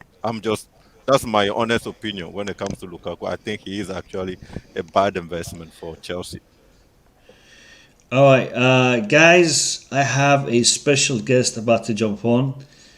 This guy hasn't been on my stream for months. You'll see in a second, yeah? He hasn't been on my stream for months. He calls me yesterday. He's like, listen, Mo, I've got a ticket. I got a ticket for the match. You want to come? Out of the blue. And here's the reason why I wasn't on the stream yesterday. So, big up to Alex. Alex, my man, welcome to the stream. How you doing? I'm good, guys. How are you? All good? Fantastic. Welcome. Great game yesterday, mate. Great game yesterday. Fantastic. Alex, I feel your discrimination, eh? So your ticket are only for people living in the UK, right? I got it. Yeah, welcome, man. Welcome. Yeah, no. Boogie Alex is one of the OGs when it comes to this channel, and one of the OGs when it comes to streaming. I told you the one reason why I stayed, it was also Alex, right? Because I came in the first time I came in, I dump all my frustration on Abraham, because someone is like, why is Tuchel not playing Abraham? Why is Tuchel? I said, Abraham is not good. What are we talking about? And Alex is like, actually, this guy is making sense. I said, okay, this is my boy right there. You're welcome. Yeah. Welcome, Alex. Alex, the question that we're currently discussing is, what is your assessment of Romelu Lukaku as a football player? So your general assessment. Chelsea part is important because that's the relevant part to us. But as a footballer, how do you assess Romelu Lukaku? I think he is a top striker. I think he's a good striker. As a player, I think he can bully defenders and he can win you games. And we've seen that at Inter. He's got, I think, the winning mentality of a player, of a striker.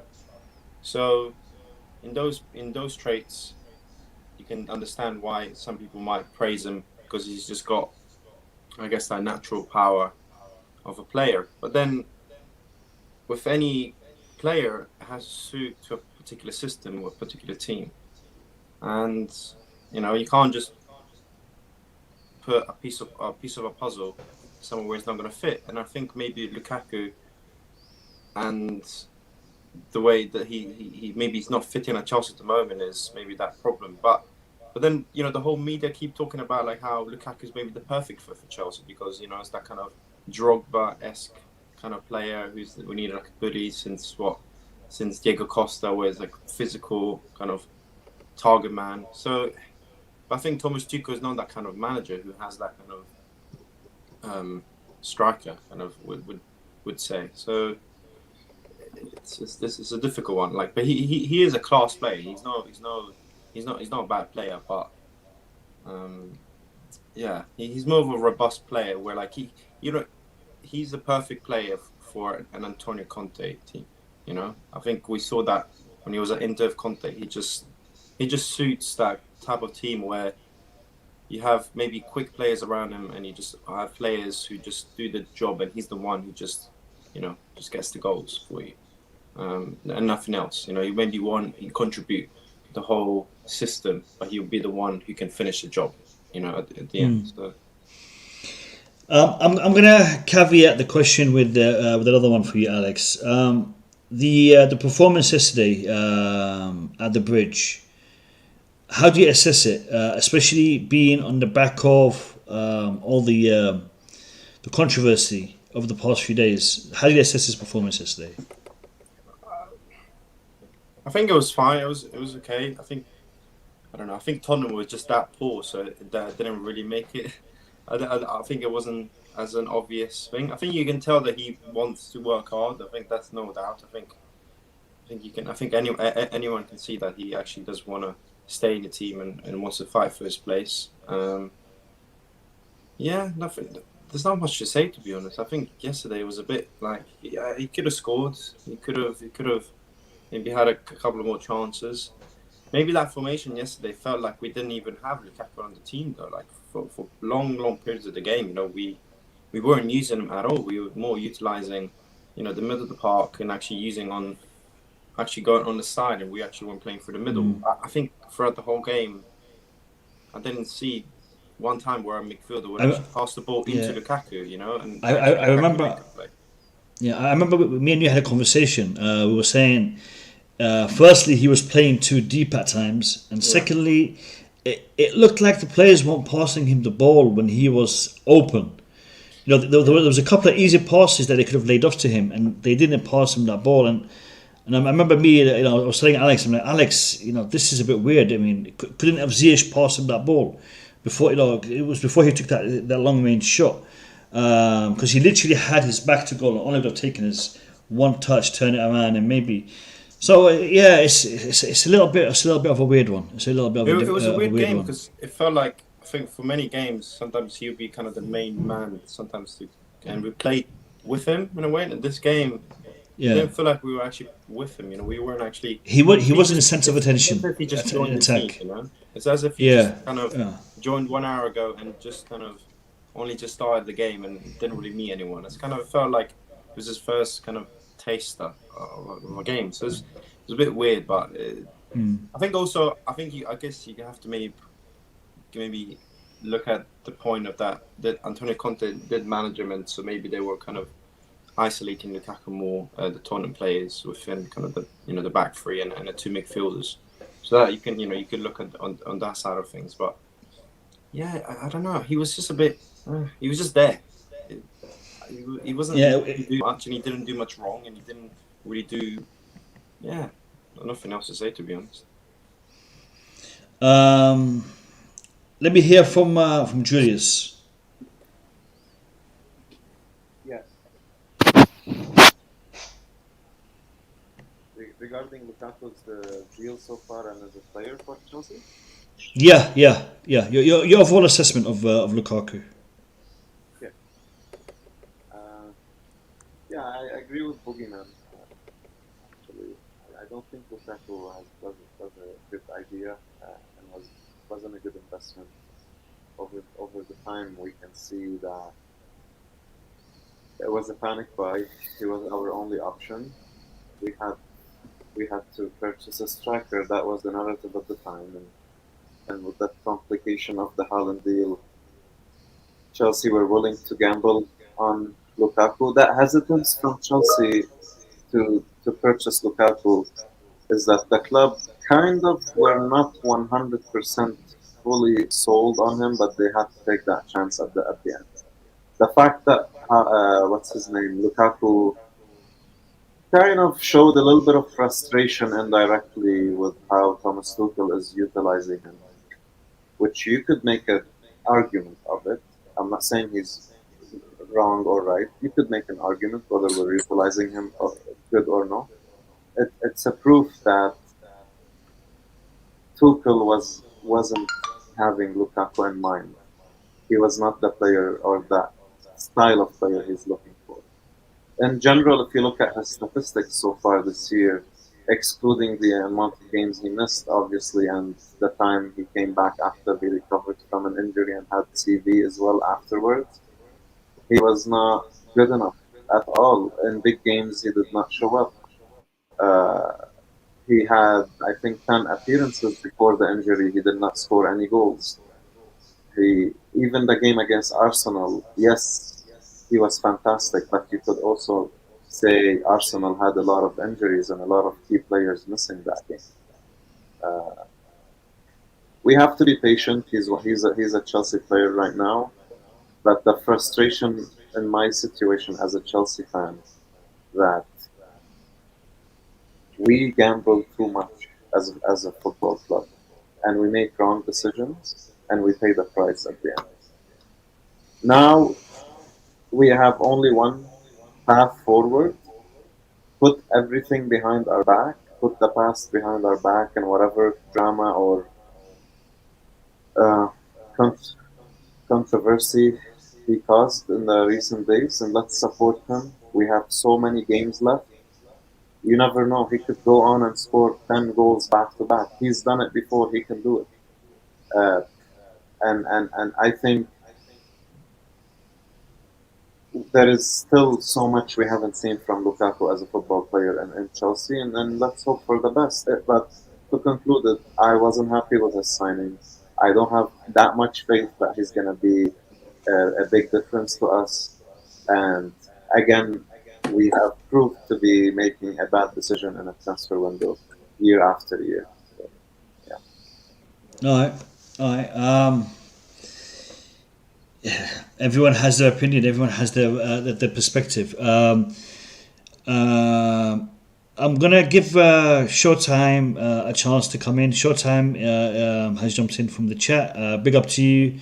Give us an introduction to who you are, and let me hear your topic. Take it away. Good afternoon or good evening to you all. I'm actually calling to represent the Blue Clouds TV. The folks over there, starting up, representing. How you guys doing? I just want to start off by doing saying good. two things. Doing good. Two things only.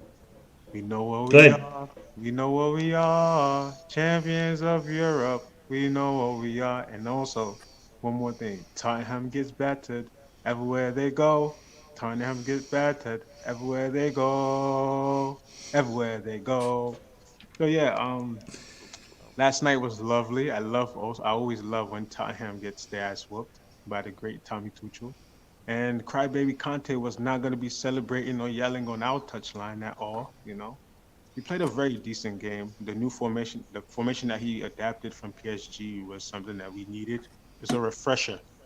It just shows his tactical geniuses. His brain is always thinking about what's next, what's to come, I highly respect Super Tommy Tuchel. And Marina Granovkaia, she's doing a lovely job. And she's beautiful as well. For us now, it's just to keep the momentum going. I mean, hopefully we carry this new system and adapt it probably in a city match. I'm not thinking more so of the FA Cup because the team that we're playing is low level, so I'm not really focused on that. But my goal right now is to just take points from City and win the league, win the FA, win the cup, the Carabao Cup, win the Champions League, and we have the chance to. Who's to say that we can't win anything? We can't win everything. With the manager that we have now, everything is possible. I just hope that we keep him with for longevity, and as fans, we're not quick to rule him out. We had some good managers in the past, but as fans right now, we have to embrace Super Tommy Tuchel because he's actually doing a wonderful job. And in regards to Lukaku, I mean, I was over it. Once he said what he said, I thought about it, I pondered over it, and I got over it. You know why? Because actions speak louder than words. When he first came here, all those sweet words that he was telling us was just for fans to buy his jersey. Actions speak louder than words. If you want to continue to stay in this lovely club that we have here and be successful and win with us, because, we're going to win with or without you, Lukaku, you have to show up or sit your ass on the bench and give the likes of Havertz the keys to the bridge. But him and Havertz playing together, I see that in the future. I like that for us. I like that. I mean, I really do. I mean, I appreciate you having me. I always want to come on the stream because I hear a lot of pundits that you have. It's good to have fresh voices. Come on and cheers. Embrace. Much appreciated. Blue Class TV, great channel.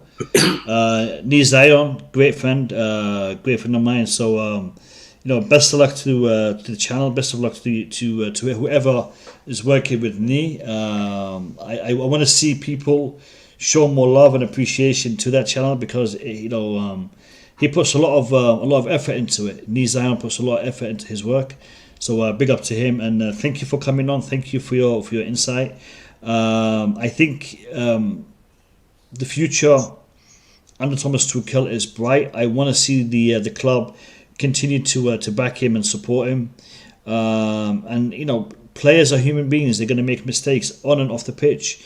We're going to have to deal with them, address them, but at the same time move forward in the best way for the club. And I think we've done that, especially with this situation. So thank you for coming on. Much love. Appreciate it. Appreciate that. You guys have a great one. Stay safe. Cheers. You too. Take care. Thank you. Cheers. Podfather, it's been a minute, mate. How are you? How you doing? Yeah, I'm good, guys. I'm good. I hope everybody's okay. Everyone's good, man. Good result yesterday. Good performance. Yeah, very, very, very good. I've definitely enjoyed the last two games, Liverpool and Spurs, especially since I've been calling for a slight formation change, for about 3-4 months now. So I was very happy to see the manager pulling out something different from his repertoire, and I hope it opened a lot of people's minds. They thought that the other formation was perfect and there was no reason to change, and we didn't have the players to play different and all that sort of stuff, because even with the squad that we had yesterday, where you had 3 or 4 players out, and it was still able to adapt and play against what was a team that had been on a good run, good form, good defensively, and managed to open them up quite regularly. So yeah, I enjoyed that, and I'm looking forward to seeing that formation when we have all our players back, to see how effective it can be. Yeah. What do you guys think? What do you guys think about the situation right now with the back line, contract extensions, players coming in, this transfer window? How do we best protect ourselves for the rest of the season? Because we have injuries in our back line. We have players' contracts expiring. Some may sign, some may not sign. What should Chelsea do in this window, and what should Chelsea do for the remainder of the season? And this is a question for everyone. I want to hear your thoughts on this. So whoever wants to jump in, go ahead and jump in. I was going to say, I was actually had a question on that. I was going to talk about Azpilicueta. Yeah. And it's surprising to me that Chelsea fans seem very calm about him just leaving the club in the summer, going off to Barcelona. Like, the whole talk is about Rudiger and Christensen, and I know that they're young, and Rudiger's have been on beast mode form for the last year. But for me, Aspi is vital in terms of just having someone in the club that when somebody joins Chelsea, he's the one who lets them know what it's about. He sets the tone in the dressing room. He's always comes through in the big games. If you notice, he's always picked. He covers multiple positions. He's been, for me, our second best captain that we've had, probably Chelsea last 20 years. Definitely, I would say the best we've had in the last maybe decade or so. So for me, excellent player, can play left back, can play right back, can play centre back. Yes, he's slowing down. But the fact that Chelsea fans are just ready to just let him go, and then they wonder why, players don't retire at this club, because we're so quick to just bounce our legends. The minute that they're not up to standard, I think you can make an exception for 1 or 2 players and keep them around. I think even big clubs all around the world will have those type of players where it's like you embody what this club is about. So you're gonna be. I'm gonna. In regards to Azpilicueta, the club is offering him a contract. They are offering him an extension. So 1 year. 1 year extension, but I think it's Barcelona who is actually offering him a better deal in respect to. Sorry, 1 second. Guys, have your mic on mute when you're not talking, please. In respect to Barcelona, they're offering him a longer contract with more money, so it is lucrative for him to sign that contract. I mean, it's going to be his last probably big opportunity to sign a big contract. So it would make sense for him to go to Barcelona on a personal level. In respect to his career as well, him being Spanish, going back, playing for, one of the biggest clubs historically speaking, Barcelona, it does make sense for him. So if he does choose to do that, I don't think many would argue with him. And if he does choose to stay at Chelsea, again, it could be a decision that he would make. But I don't think the fans would be pushing him in either direction. I mean, if he was to stay, most of us would be very, very pleased to see that. And if he was to go, we'd all wish him the best of luck and bid him farewell. So I don't really see a problem. You don't think it's as a player, if there are rumors about you leaving and then there's no fuss, there's no real sadness, there's nobody begging for you to stay, everybody's like, okay, well, we'll move on. The whole talk is about Rudiger and Christensen the whole time. Like if I'm Azpilicueta, I'm not feeling the love like that from the club or the fans at this point. Yes, you love me, you sing my name when I'm captain, I'm there. But now where contract negotiations are on the line, like the club is still in negotiations with him, so there's still a possibility of him staying. There's still things to be ironed out. So it's not like, oh, he said I want to go, and then that's it. So there's still a possibility of him staying, and the fans are just silent. All they talk about is Christensen and Rudiger, and it just doesn't make any sense to me. I think it's about the future. The future. I mean, Azpilicueta staying will be fantastic, but if we're looking at the long-term future, Azpilicueta will always be here for 1 year. I mean, the same with Thiago Silva. Had Thiago Silva extended or not extended, you would not have seen a massive uproar. But Chelsea offered him a contract, the man accepted, and he's staying. Once you get to a certain age, the future outlook for you is going to be limited, restricted. Therefore, the fan base will be less likely to make such a big stand. Yeah, but should that be the same for Rudiger?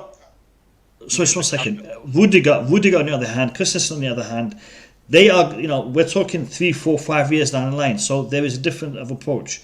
Sorry, Boogie, you were saying about captain? Yeah, I said we can talk about a player if it was just a normal player, 33 or 32, that is playing good or is playing some average football, and still we don't know if we know he is a good soldier for the team, but okay, for the good he plays for us for what 10 years or 12 years or whatever you want to say, and then he's getting close to the end of his career, and then he's from Barcelona or he's from Catalonia. He has the better thing that's better for him to go finish his career. I understand all those things, but the charisma that Azpilicueta has, like he is the least injured football player I've ever seen in the Chelsea team, and he kind of managed himself properly, and the way he is. I mean, when he came in, I would never thought he would be the captain, and there was he just took over the roles and just managed the team, Champions League, all those cup we won. So I think what Paul's father is saying, the leadership that he brings into that dressing room, I think it should completely outweigh the fact that we sit down looking at the future, because he is actually part of the future. He has to at least give something to the next leader of the team. And we don't know who is the leader at this time. Who is the leader? Kante? I don't think so. So I just don't see it at this point. So we should have fight to keep him, and instead of just, I mean, it's a good thing that Father put it. I've never thought about it that way. I always also focus on Christensen, Rudiger, because most of the time ISP doesn't play anyway. For me, if I do my 11, when you ask me to put my 11 possible starting players, I've never, if James is fit, Chalobah is fit, I will never put ISP. That's for sure. So, but he is a leader, right? We need to fight for him also to stay. But that's my view, anyways. Yeah. So Perfect example is Fernandinho at Man City, 36. Yeah, he's good enough for the Champions, 36. He doesn't play all the time. He comes off the bench, but it's a leader, and they keep renewing his contract. Milner at Liverpool. You know, players like this are invaluable because they set the tone in training. They set the tone behind the scenes. Like, what is Chelsea's character? You know what I mean? Once you get rid of all these other players. No, but like Kasim told you, we aren't getting rid of him. Chelsea offered him a contract. It's up to him to sign it or to. We're not chanting his name. No, but we don't need to. We don't need to chant his name. Yo, we need to, man. The guy has done a lot for us. All right, hold on. Let me make you guys feel a little bit more comfortable. From this platform, I would like to declare that we love Azpilicueta. We would love to see him stay. If he was to sign that contract, big up to you. If you want to go to Barcelona and spend the final days of your career making more money, it's up to you. It's your decision. If it was up to us, we'd have you here at Chelsea. All right, you guys happy now? This The thing is, he Azpilicueta doesn't just situation. he brings experience with the club and like for the players. We love him. Yeah, we this love him. Azpilicueta situation is like Lampard's situation when Lampard was ending his career. Mourinho told him, "You're not gonna play every week. I'm not gonna probably play you as well. You're just gonna have to stay and accept what we give you year to year, or you're gonna have to go." Azpilicueta has to pass the reins somehow.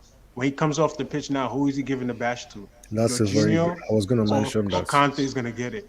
That's So a very now good he point, just has yeah. to accept the 1 year. If he loves this club so much, you would accept what we're giving you.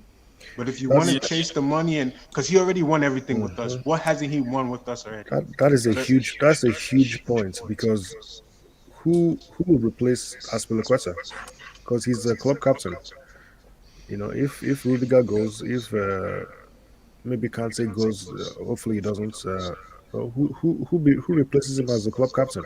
It would need to be someone who is a stalwart, who we don't expect to, want to Mount. leave. They'll give the badge to Mount. Nobody's for me. Just hold on 1 second. Can you guys make sure your mics are on mute? Firstly, I want to welcome Olu to the stream. Olu, welcome to the stream. How are you? I'm doing pretty good. It's good to see you back on. You're good? I'm doing very good. Hi guys. Olu, I'm going to give you a chance to come in 1 second. I also have Prince Samuel. Prince Samuel, how are you? How you doing? I am good. I'm good. How are you? Good. Prince Samuel, where you talking to us from? It's the first time we have you on the stream.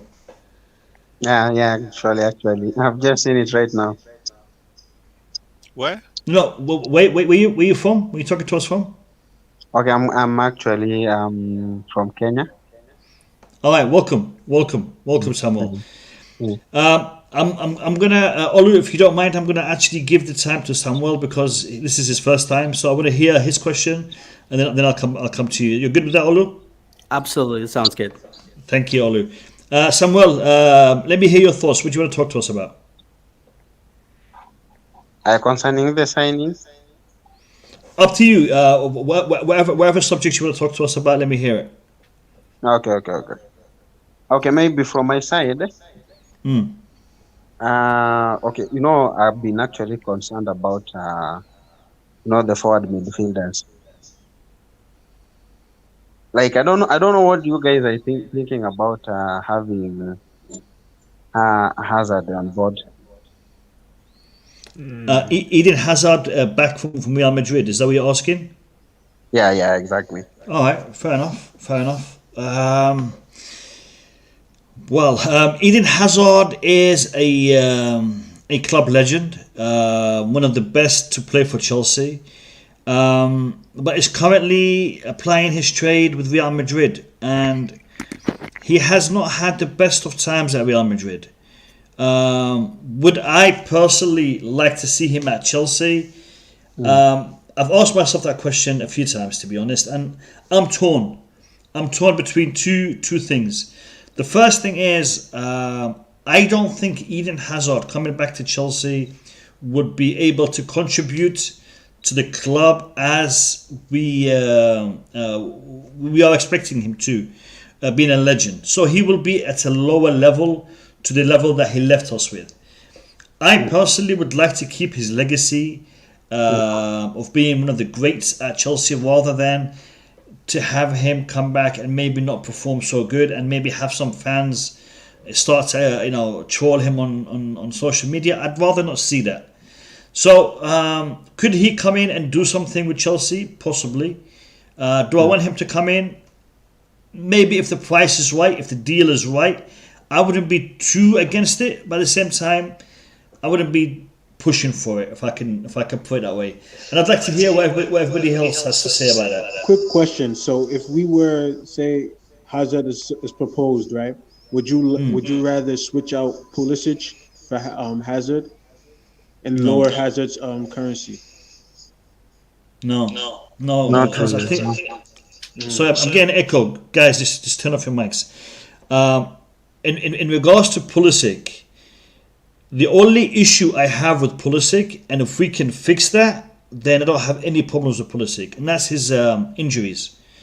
As a player, he's one of the best that we have. One of the best that we have. When he is playing in form, in his position, you don't get many players better than Pulisic, in my opinion. And with his age, he's only going to get better. The only issue I have is his availability, his injuries. So I would not replace Pulisic for Hazard, even if it was at getting Hazard for a cut price, where it would be more, what's the word here, financially suitable for Chelsea. I would rather have someone who will give me more of an impact on the pitch, and I personally believe right now Pulisic would be doing that better than Hazard. I want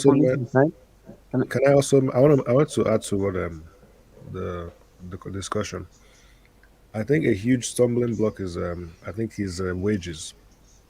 He's on a lot of wages at Madrid, and Chelsea won't be willing to pay that kind of money, especially for someone who isn't in his prime right now. Someone like Lukaku, you can justify paying him the money he's on because he's in his prime. He was one of the best. He's one of the best strikers in the world. But Hazard has declined since he went to Madrid. Guys, I want to bring in Olu. Olu, welcome to the stream, mate. Give me your thoughts. Hi, guys. Hi, Olu. Great. I just wanted to contribute to this session, which I got in Chelsea Football Club. I think we're beginning to get form back. We're playing better than we were playing a couple of weeks ago. And you can see, and that's the fact that we have our spine back. We have Kovačić, Kante, and a couple of other few players, which has been fantastic. I did enjoy yesterday's match against Tottenham Hotspur. We did dominate the game, and I really need to give kudos to players like Saho, Ziyech. I've been very critical about Hakim Ziyech of late, but I was pretty much impressed about his performance. And Marcus Alonso didn't do pretty bad as well. And also, which you got in the contract talks, which you got in our senior players, which is a very critical, situation with our football club. Looking at our captain, I know people have different opinions, which you got in César leaving or not. So for me, I think César has done pretty good. He's being a very good leader. He's been here for a couple of years. I would say if he wants to leave, I think Chelsea Football Club should honor him and let him go. And I know it's going to be a big miss, but at the same time, he has his own personal, ambition, which you got him wanting to play for his home country, which is Spain, right? Barcelona, or you call it. So I think we can let him go, and we still have a couple of leaders in the team: Thiago Silva, Rudiger, if he does sign, and Jorginho as well. So we should be good. And also talking about transfer, I think we do need a couple of defenders. We've been talking about Koundé. I think Koundé will be a very good fit for Chelsea. I think it's going to bring a lot of positivity and also a lot of enthusiasm to our team. which I believe will be good for Chelsea Football Club as well. Lastly, before I go, I just wanted to talk about, people's opinion on Lukaku. I know Boogeyman touched this, and I know Boogie is entitled to his opinion. But Boogie, just want to let you know you're going to eat your words come the end of the season.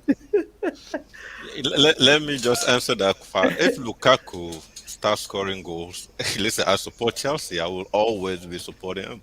I was asked, just tell me what do you think in general about Lukaku. So I just think it was a bad investment. But listen, the game Lukaku played against Brighton, listen, that's all I want to see from Lukaku. And after that game, I was just like, wow.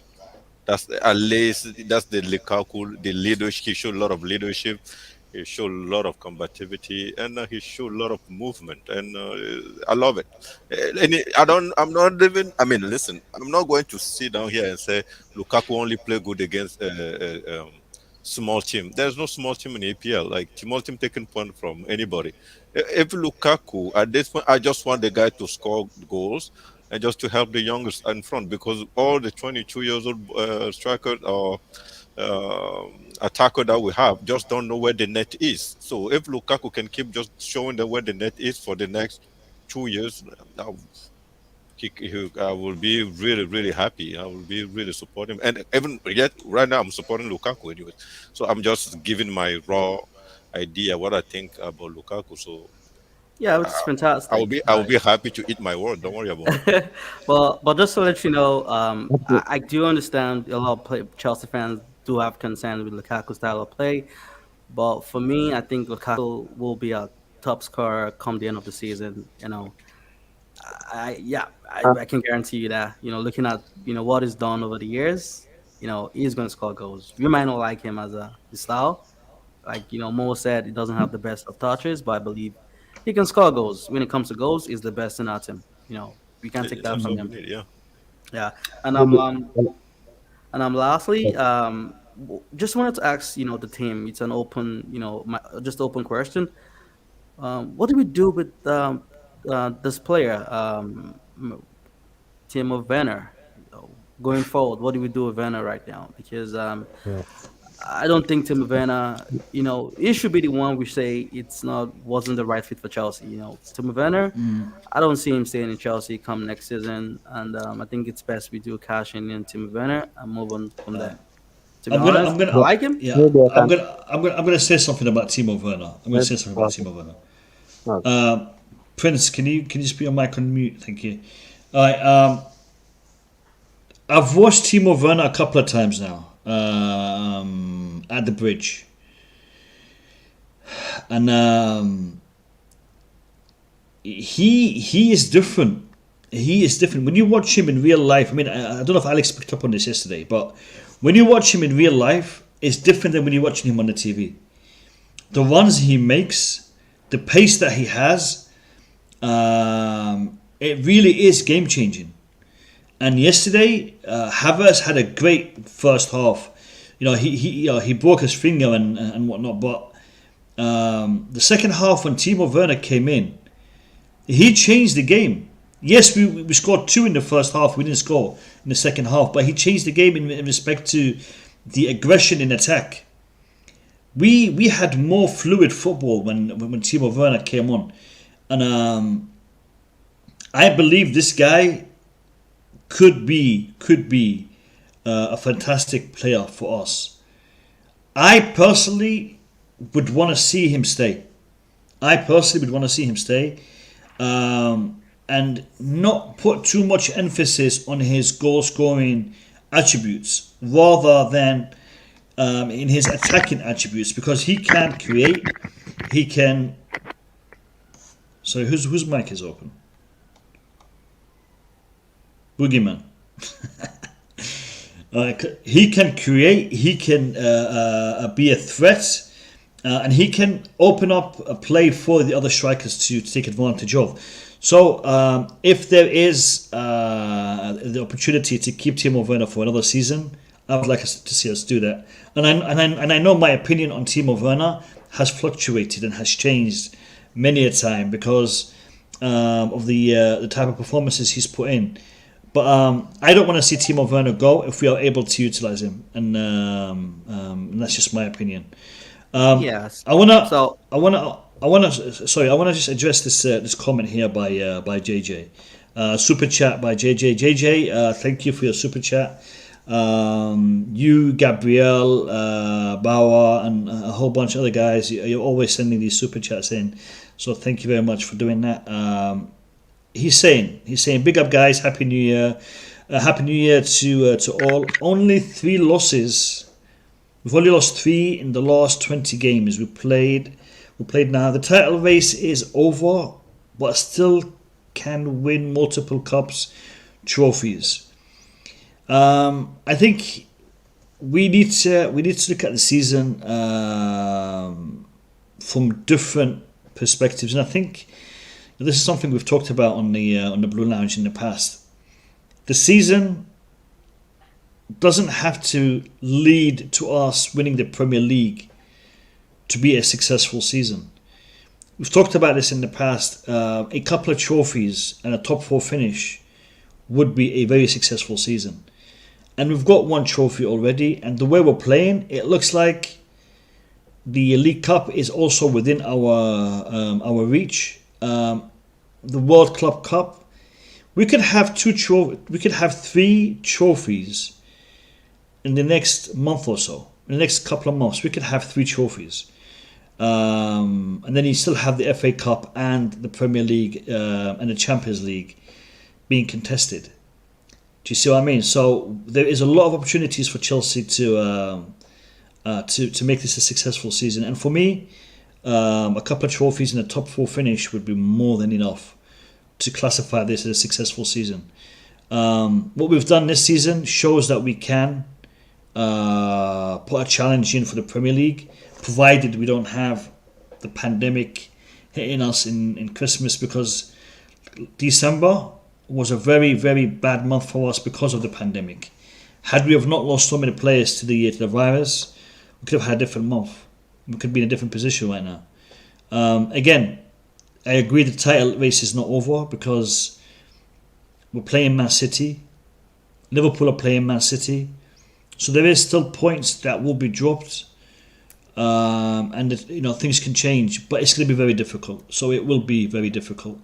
I want to also give you guys an opportunity to address this particular point. So what do you guys think about this? Like you said, I think we will win 1 more trophy. I'm hoping for 1 specific trophy. I think you guys might have an idea of the one I'm talking about. We have to win that trophy. It's so important. It's very important. So we get that at least. For me, if we get a trophy and we're not like too far behind Man City, I think that's a successful season. Maybe we can have a good run in the Champions League, maybe a semi-final exit. I think that would be good. We can't afford not to win a trophy this season. I think if we don't win a trophy, and I'm not counting the Club World Cup, I'm not counting that. It has to be either the 2 competitions we are in, the Capital One Cup or the FA Cup. And if we don't win one of those, why are you not counting the Club World Cup? Why? I don't know. It's a trophy we've not won yet, so I know. It doesn't look like too much challenging, man. I would say, Joe, I would prefer seeing. For me, even if we win this, I think it wouldn't have been a successful season. I think we have to go and at least win one of these 2 tournaments, either the FA Cup or the Carabao Cup. One of these 2, I think. I think it has to. Trophy's a trophy, and I think we have to go and actually and win these trophies. If not, I think, I guess be close to Man City and then have a good run in the Champions League. But with the money being spent and the team that we have, it would be a failure if we didn't actually maybe go and win, maybe even the FA Cup. I think, we have to put. I know probably the circumstances of where we are as a team, and missing key players like Reece James and Chilwell could have, an effect on that. But we have to win at least one of these 2 tournaments. It's important. All right, I want to hear from Nick. Nick, Yeah, Go ahead. Alex. Yeah, I want to say because I think the same as Alex that especially about that World Club Cup. Me, I don't think it's a good competition. It's not a major competition, and I I couldn't care less if we're not in that. It wasn't years before. That wasn't known. That's just to make more money for the FIFA and UEFA. But I wish I would scrap it actually. But for us to have a successful season, we have to finish at least third. Maybe second be great, but third, I wouldn't say fourth is successful because we were up there on top. And a major cup, we have to win. League Cup if we can do that, and another FA Cup or Champions League again, that'd be very successful. But I'll say what Alex said. That World Cup thing is not a good competition. I think it's a good competition, but we're just not. I feel I like don't we're think so, favourites Alex. to win it. I mean, I think it's Alex, there it's for us to only go. it's teams. Look, how many players do you know who are playing in that competition, or how many clubs do we know? Do you know all the clubs? No one knows. It's not a big thing. It's a big deal. It No, is. it's It's a a big big deal. trophy. It's a big trophy. It's a big trophy. Sorry, Alex. It's a big trophy in respect to the marketing side of things. It's a World Club Cup, so it will get publicity. It will get the Chelsea brand more exposure. I think from the financial side of things, it also has a good purse. In respect to the footballing sense, I mean, we're going to enter it in the semi-final stage anyway. So we're going to play semi-final and final. So for me, it's an honor that I want to see us get because purely for the fact that it's only two stages. So and I want to see it in our trophy cabinet. We've not had it in there. So it's not major. It's not a major trophy. I get what you're saying. I understand that. Yeah. But Nick, you mentioned you mentioned the League Cup. The League Cup isn't major either, is it? It's more major than that thing. Not for me, it's not. Yeah, because look, League Cup has been around since. Well, the first one was 64, I think. 64, 65. That was the first years when he started, and he was always big then. I remember going to Wembley against Stoke City, 1971, when we lost to them. We lost to a second division Stoke City that time, and that was massive. It's like the FA Cup's always bigger, but the League Cup is just under that. I think it depends on the fan background. No, it's not a fan background. It's a major honor in this country because it's a League Cup. The whole league, plays for the whole league. The leagues, not league. Yeah, no, I'm just comparing the World Cup and FA because, like, if you live outside the World Cup, I know what you're saying, live, but the World Cup is just for money. It's not a major. Exactly, honor. you get other people involved. Other fans get to see Chelsea play close. Hey guys, a trophy is a trophy, regardless. Like we want to win all the trophies, of course we do. Come on, we've never won this before. It's going to be our first time. You have to consider that to be in that competition, you have to win the Champions League. Right? Yeah. We didn't win it the last time either. So I'd like to add a twist to it. So, Alex, if we win that World Cup and we don't finish top 4, what do you think will happen to Tuchel? I don't know.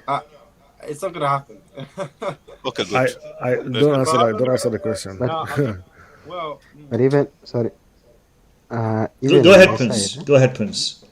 Okay, even on my side, like if they had to sack him, the way it's not managers. Okay, in fact, even I'm not convinced that the title is already taken by Man City because we've just started the second leg, and I'm quite convinced that Man City will lose quite a number of games. Oof, how many? Quite a number. Yeah, like 3 or 4. Wow. 3 or 4, that's not a lot. That's not a lot. And of course, now, but you see, based on our momentum, it's not possible for us to lose like 3 sorry, games. Prince, I'm going to show you something. I'm going to show you something, and then you can help me with this because where is it? Just bear with me one second. Here we go. Give me a second. I'll bring it up on the screen.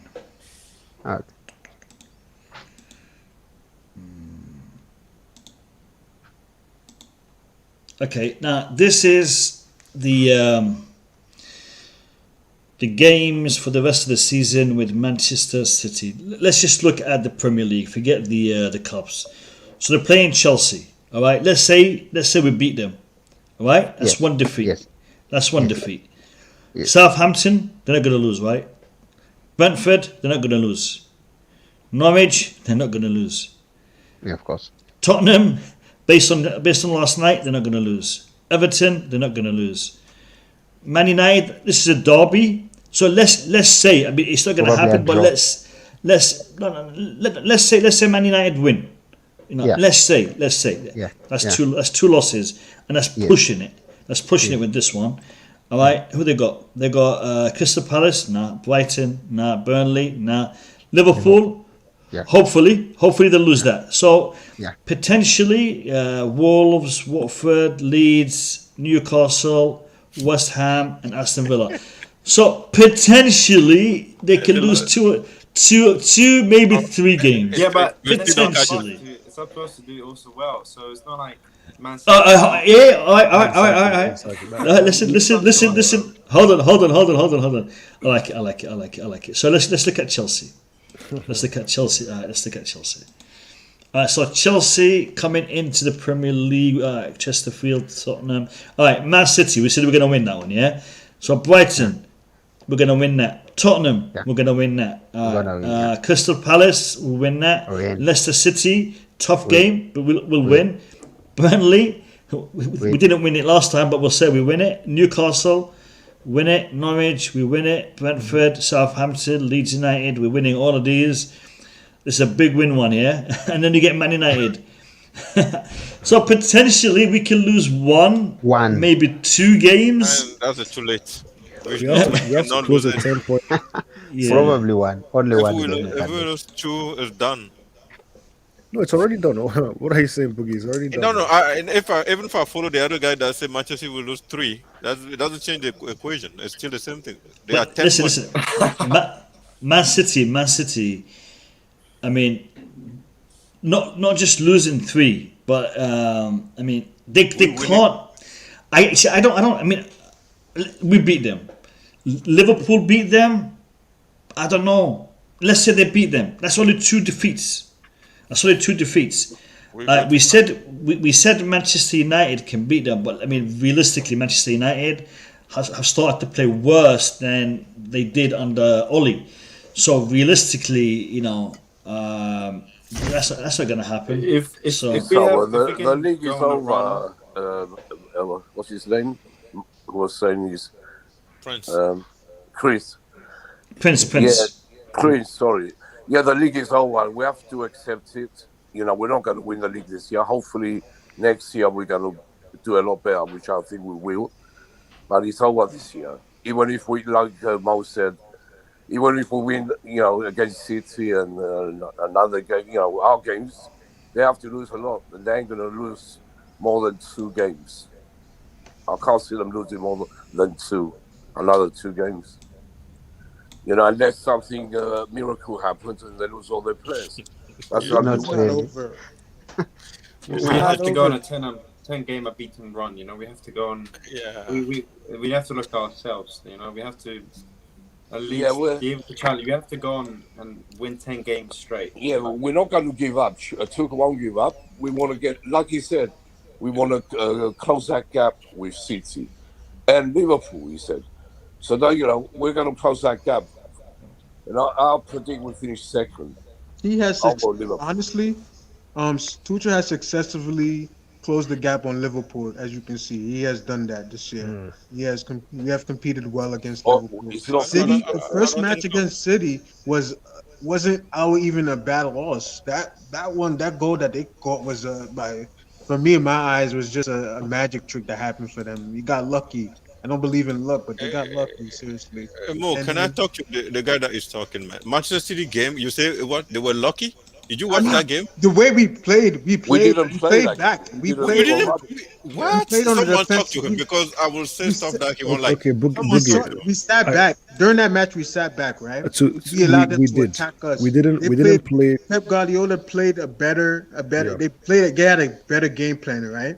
Better It's than not that they playing listen. They actually No, no, come but- back but- because they but still Boogie. have in the mind the fact that we take the Champions League away Yes, from that's them. true. That They is true. come But, on us. but to Just be we fair, can't even do anything that day. no. But that's what. all, No, all that's those it. excuses. That is Kante was that sick. is the perception. Forget about that That's thing, the man. perception. Hold on. Sorry, Eric. That game was a miscalculation on Tuchel's behalf. Yeah, he sat back. We sat back. We soaked up the pressure, and they scored a goal from a set piece. And again, it was a deflected goal. I think it was a miscalculation. I don't think we can base anything on that. We can't base the game on that. I think it was a miscalculation for us.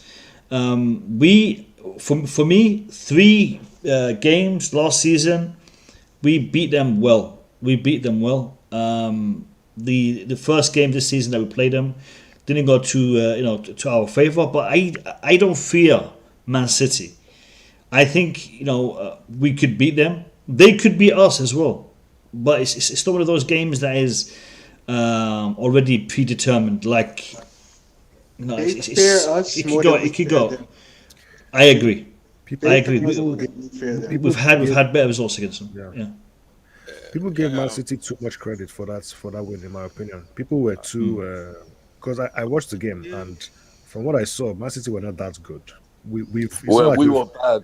People, Prince. yes, we were bad. City I'm not saying wasn't we that went. great, but we were bad. I'm not saying we went bad, but I'm saying people make it more than it was. People overstated how good City were in that match. We didn't. We weren't bad. We just didn't play our brand of football. That's not being bad. I don't understand. You have Kovacic, Jorginho, and Kante in the midfield, and you have Mount and I think it was Havertz or Mount and someone up front. Who do you play against City? It's not about who we played. It was the tactical decision from Tuchel. The way but we didn't play. I've seen that game.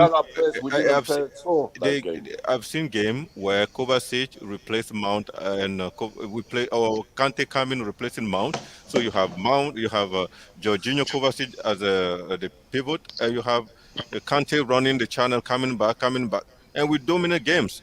That was pretty much the same lineup that played against City, and they just battered us. So I'm not going to sit down here and pretend that we were. Yeah, we can't say we didn't play bad. There's 11 player against 11 player. We have our best on that field that day, and they just battered us. Listen, you can say whatever you want to say. I know what happened. You also know what happened. You can try to sugarcoat it. That's your problem. But Boogeyman. But you have to don't forget we played a midfield 3, right? Kante, Kova, and Jorginho. Why hasn't Tuchel played that midfield 3 again? We've never seen it since that match. He learned his lesson. And okay, we saw it against Juventus, but that was it. Since those 2 games, we haven't seen it. So when you make it look as if we were just completely outclassed, Tuchel made mistakes. We were also poor. City were also good. So that's the way I look at it. Tuchel changed we're not going. We're just wasting time. I mean, I'm pretty sure you have your view. You can't speak on yesterday. You know who we played. The team that gets battered all the time is nothing new. It's different when you play City. The way Tuchel came about it during the City match was that he sat back and he changed his tactical mindset on that match. He thought Pep Guardiola was going to come a certain way, and Guardiola quickly changed that on him. The way he did it. And then we have the second half. We didn't manage to take the game back, right? If we were that good, we were decent in the second half, better than we were in the first. No, not that decent. The thing is, Prince. Let me explain. The thing is, City, they had a better game. They played better than us. They were up for the game. Before the game, they were really determined to win because we beat them in the Champions League.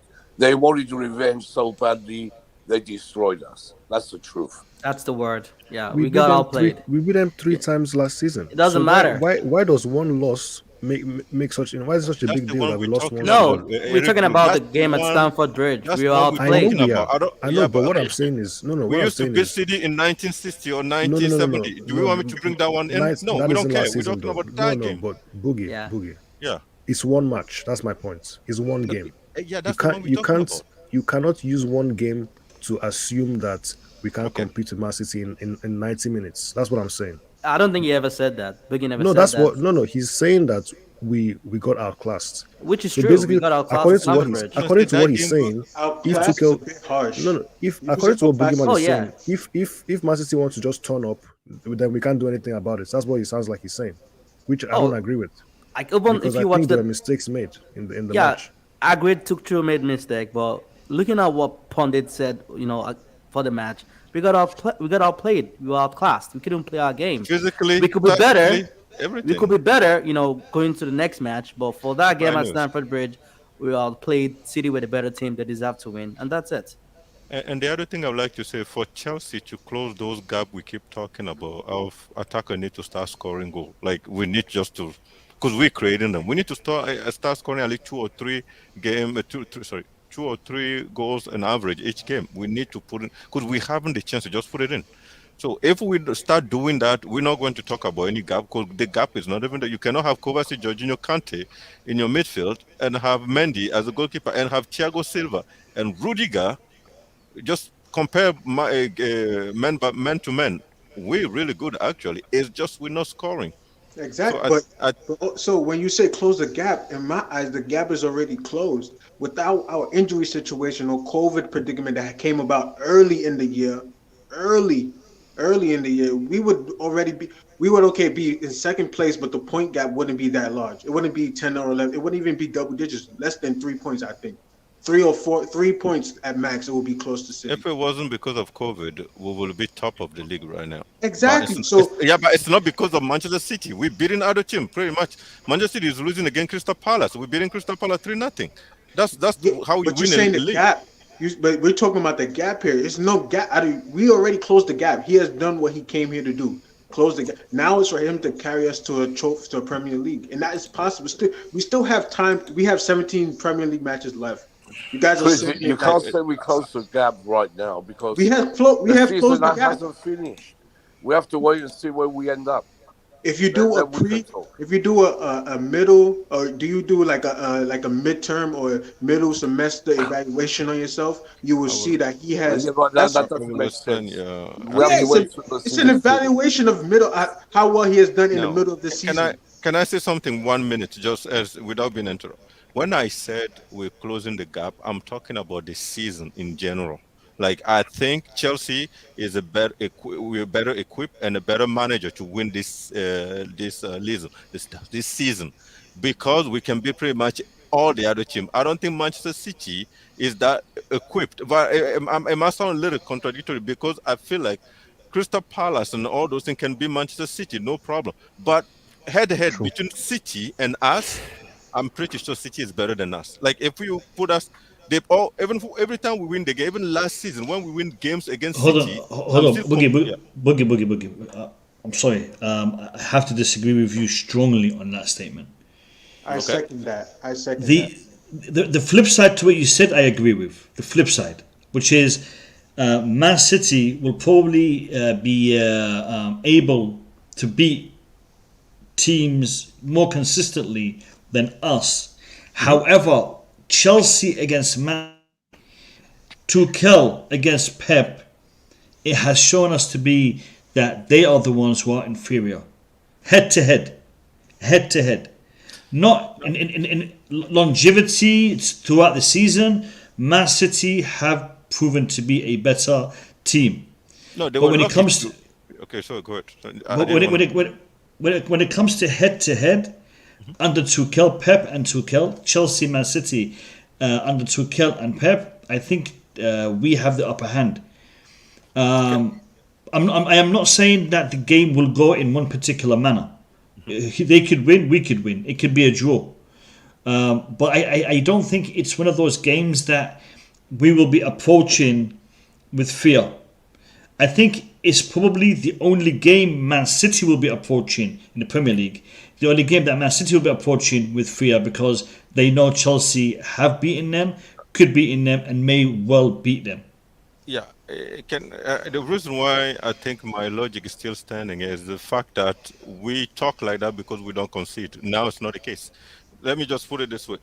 Last season, I was surprised by what Tuchel did with our team. The energy level was way too high. But this season, head-to-head, what I saw against City at Stamford Bridge, they just outclassed us physically, their determination, and even tactically, they outclassed in all all domain. Let me just put it this way. So when it comes to the entire season, if COVID and injury were taken out of that equation, we will be leading this season. We will be on top of the table right now. That's why I keep saying City was lucky to be there.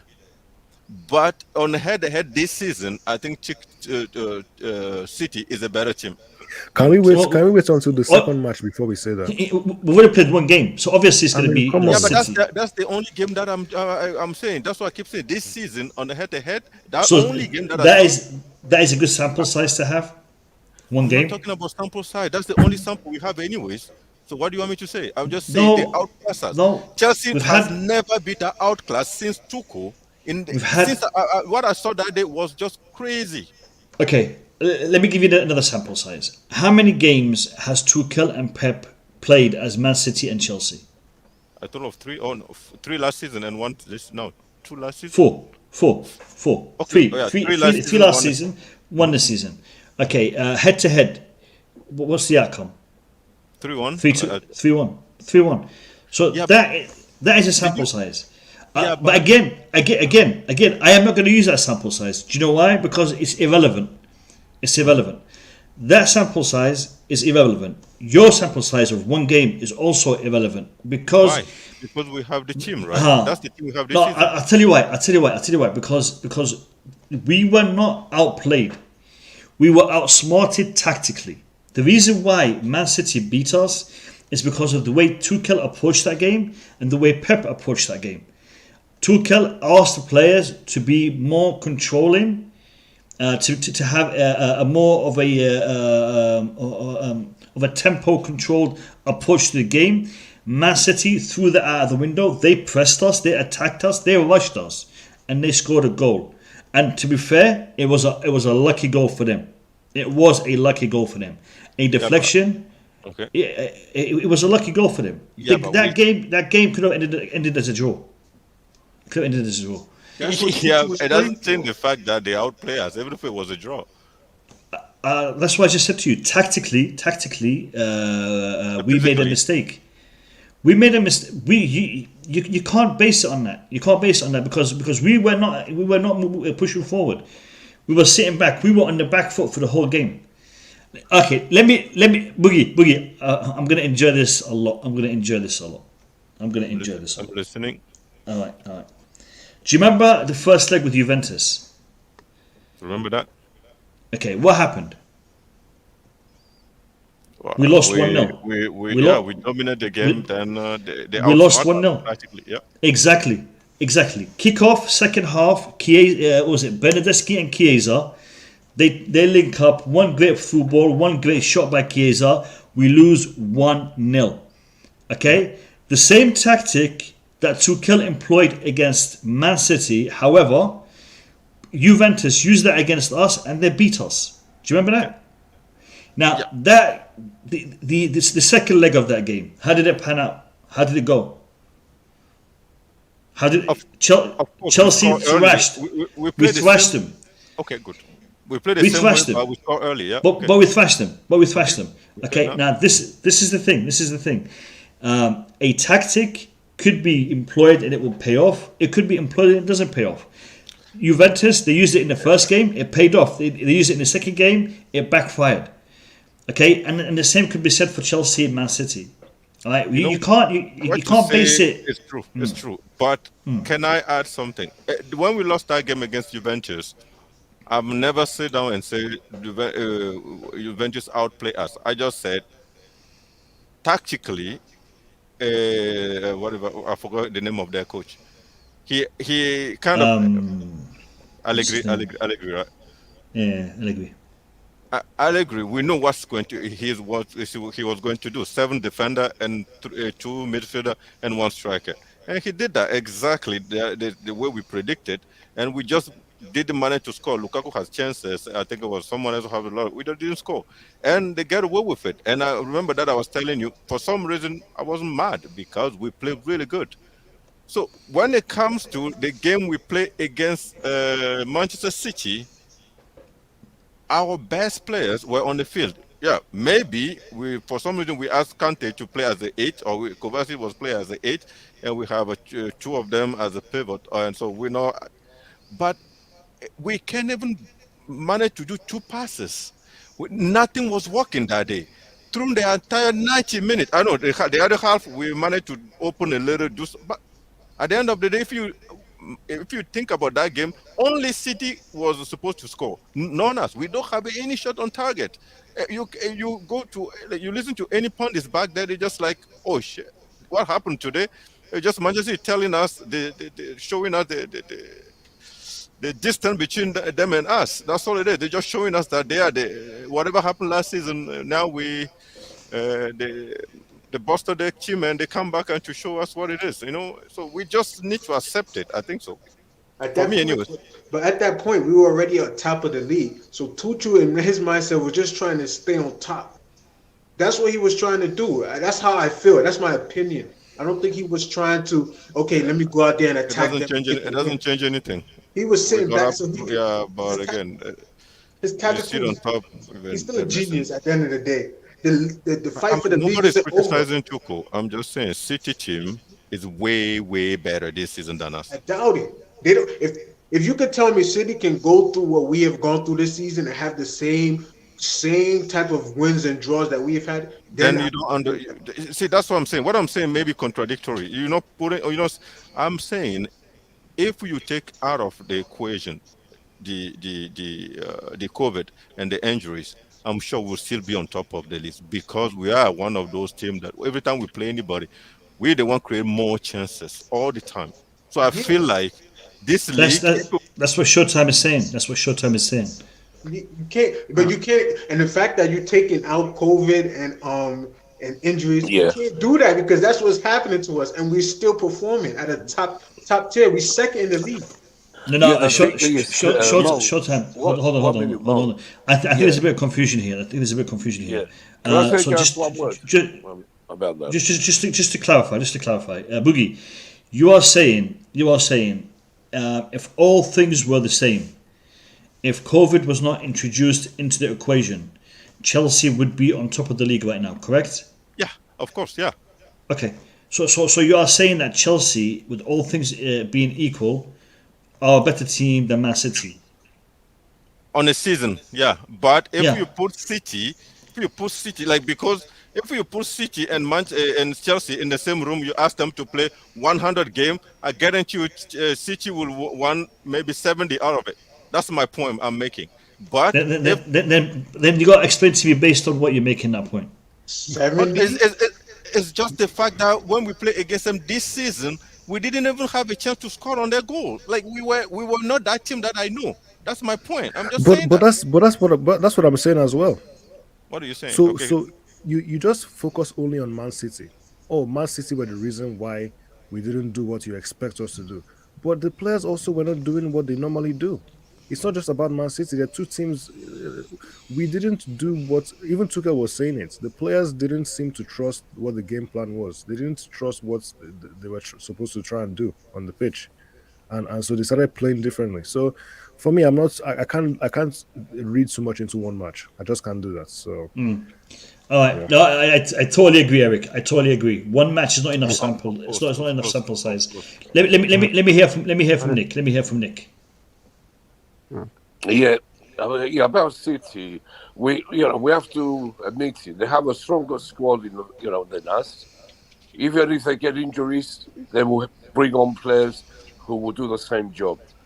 We don't have that right now. We need a couple more players to make our squad as strong as theirs. Nick, question. Nick, question. Why don't we have that right now? Why?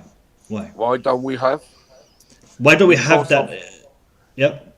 Yeah, well, we don't have the same strong squad like City because our board didn't give Tuchel didn't back Tuchel to buy his own players. Don't forget, only Lukaku, and that Sorry, was funding from the board. No, So Nick. Tuchel hasn't bought no one yet. Hold on. If the board backed Tuchel, Nick, one second. Yeah, we have had a massive outbreak of COVID. Yes, I know. We've had a lot of players missing because of that. We still have. I mean, we've had two key players out in the last game, Kante and Thiago Silva, because of COVID, and we've had a whole bunch of players who have just started to return because of COVID. And by the way, Kai Havertz had it, and he had it tough as well. Timo Werner had it, and he had it tough. Lukaku had it, and these are all players who had symptoms. Okay. Yeah. So they've come back now. Man City apparently have just been hit by the virus, and they've got a whole bunch of their players out now. So it'll be interesting to see, firstly, how many games they're going to get postponed, and how they're going to play.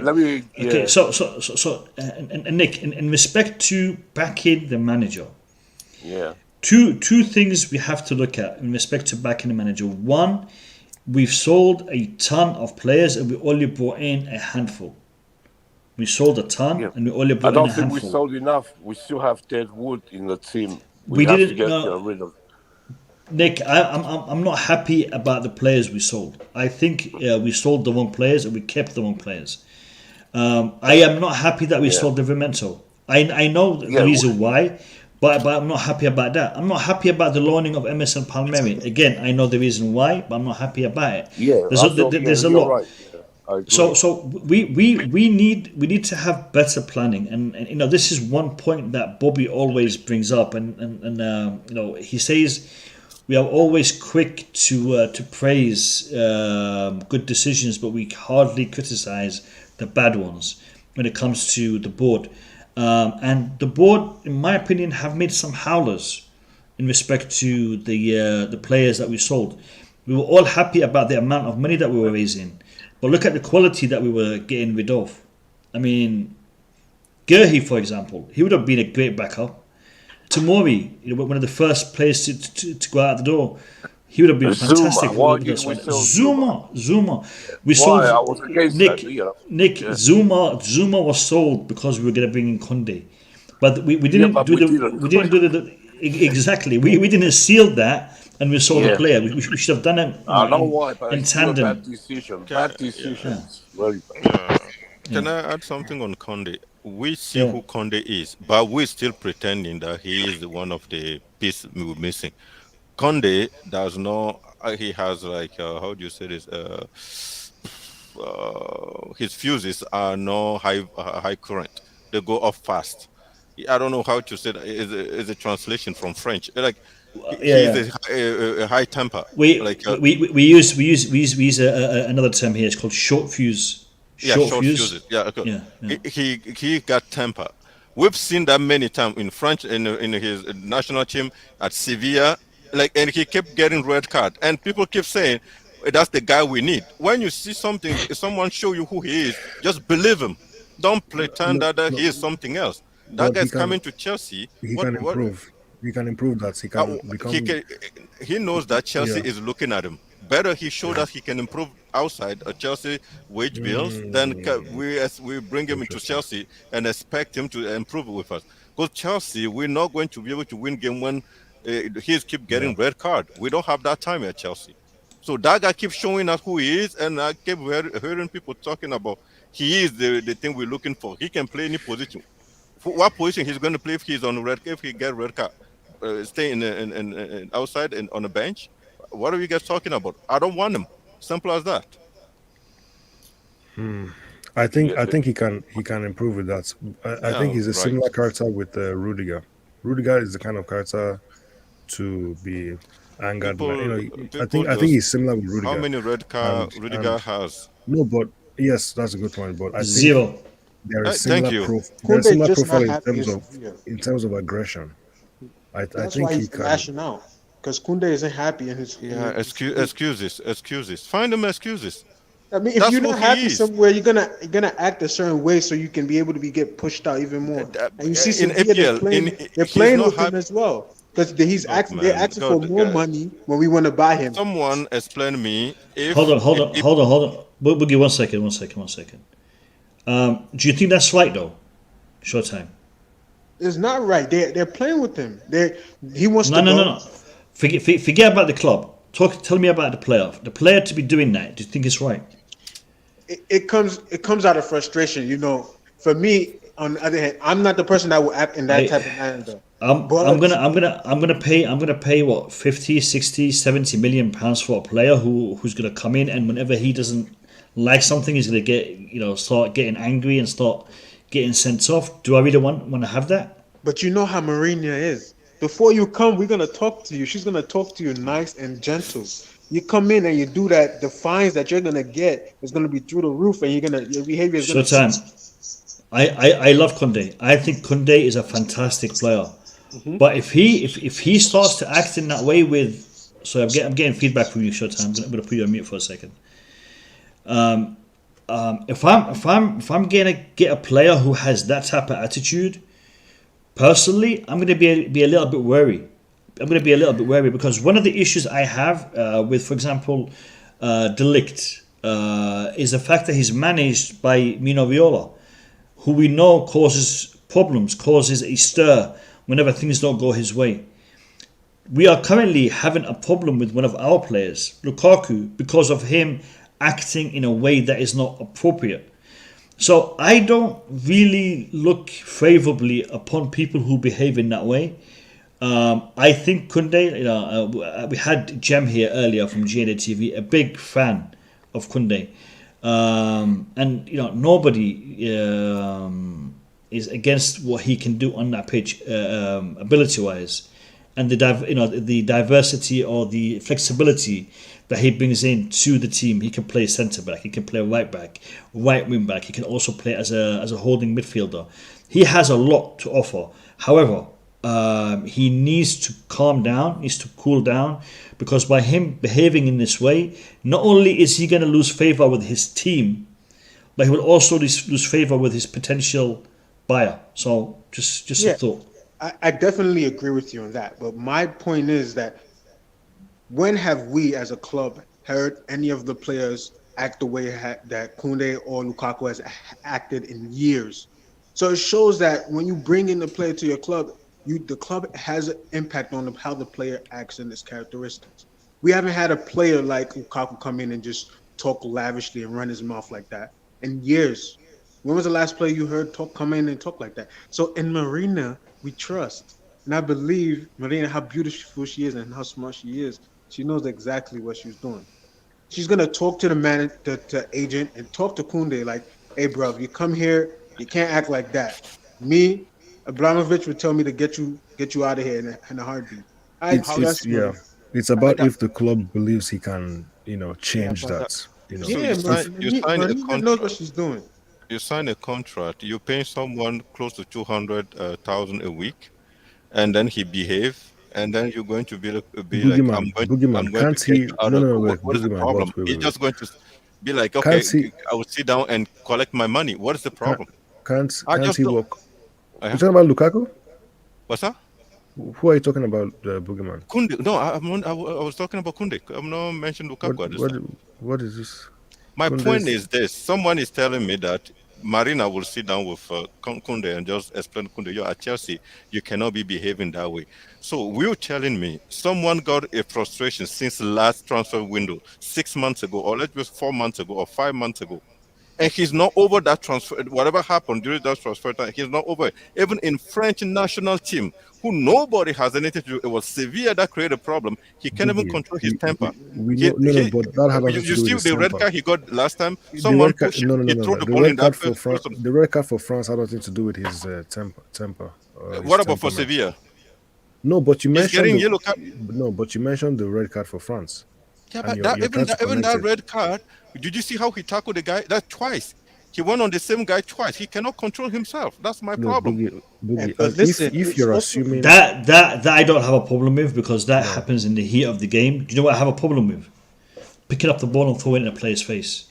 That I have a problem with.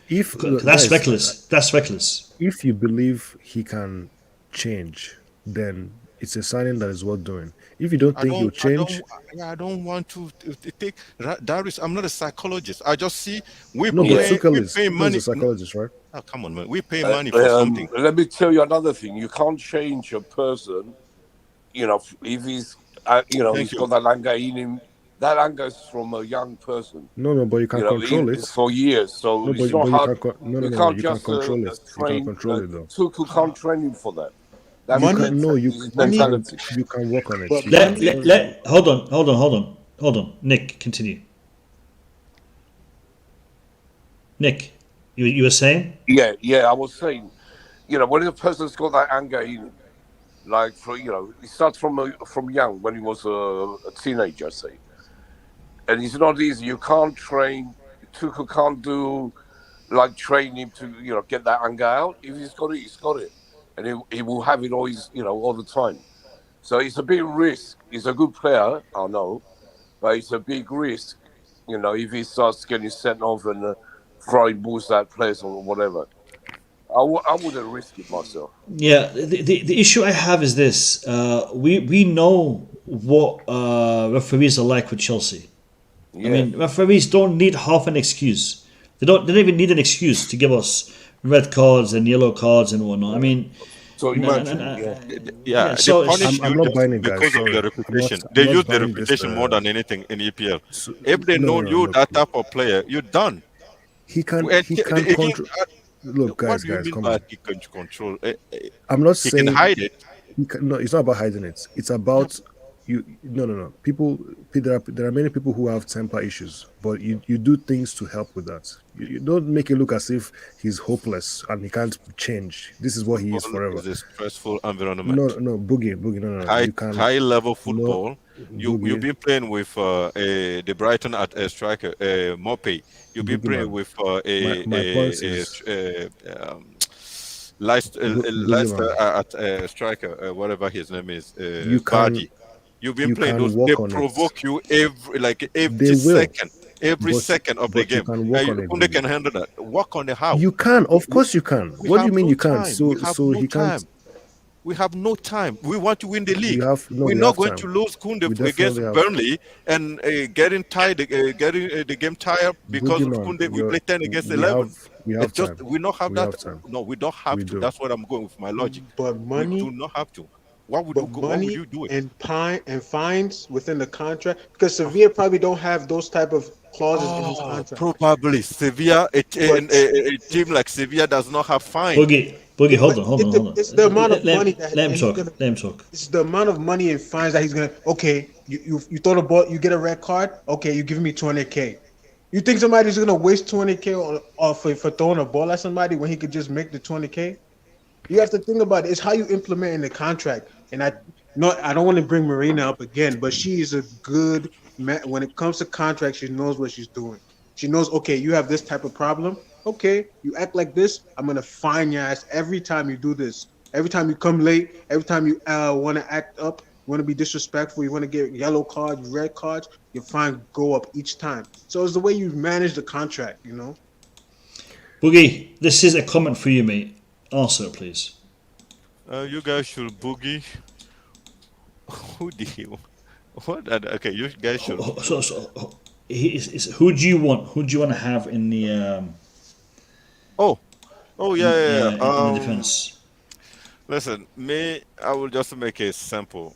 I think what I saw yesterday from Malansa, I'm a little calm about our defense, and Rudiger. I would like him to put all the energy to keep Rudiger and keep Christensen. And I think I've seen enough for Malansa yesterday that I think more game time, he should be okay.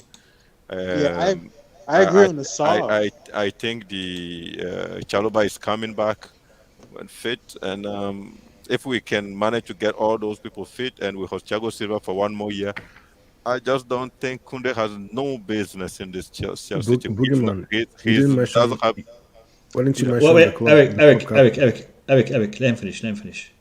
I just I also think Aspi has to stay because of his leadership. I think as a pot father that brought that name back. So I just think the transition is already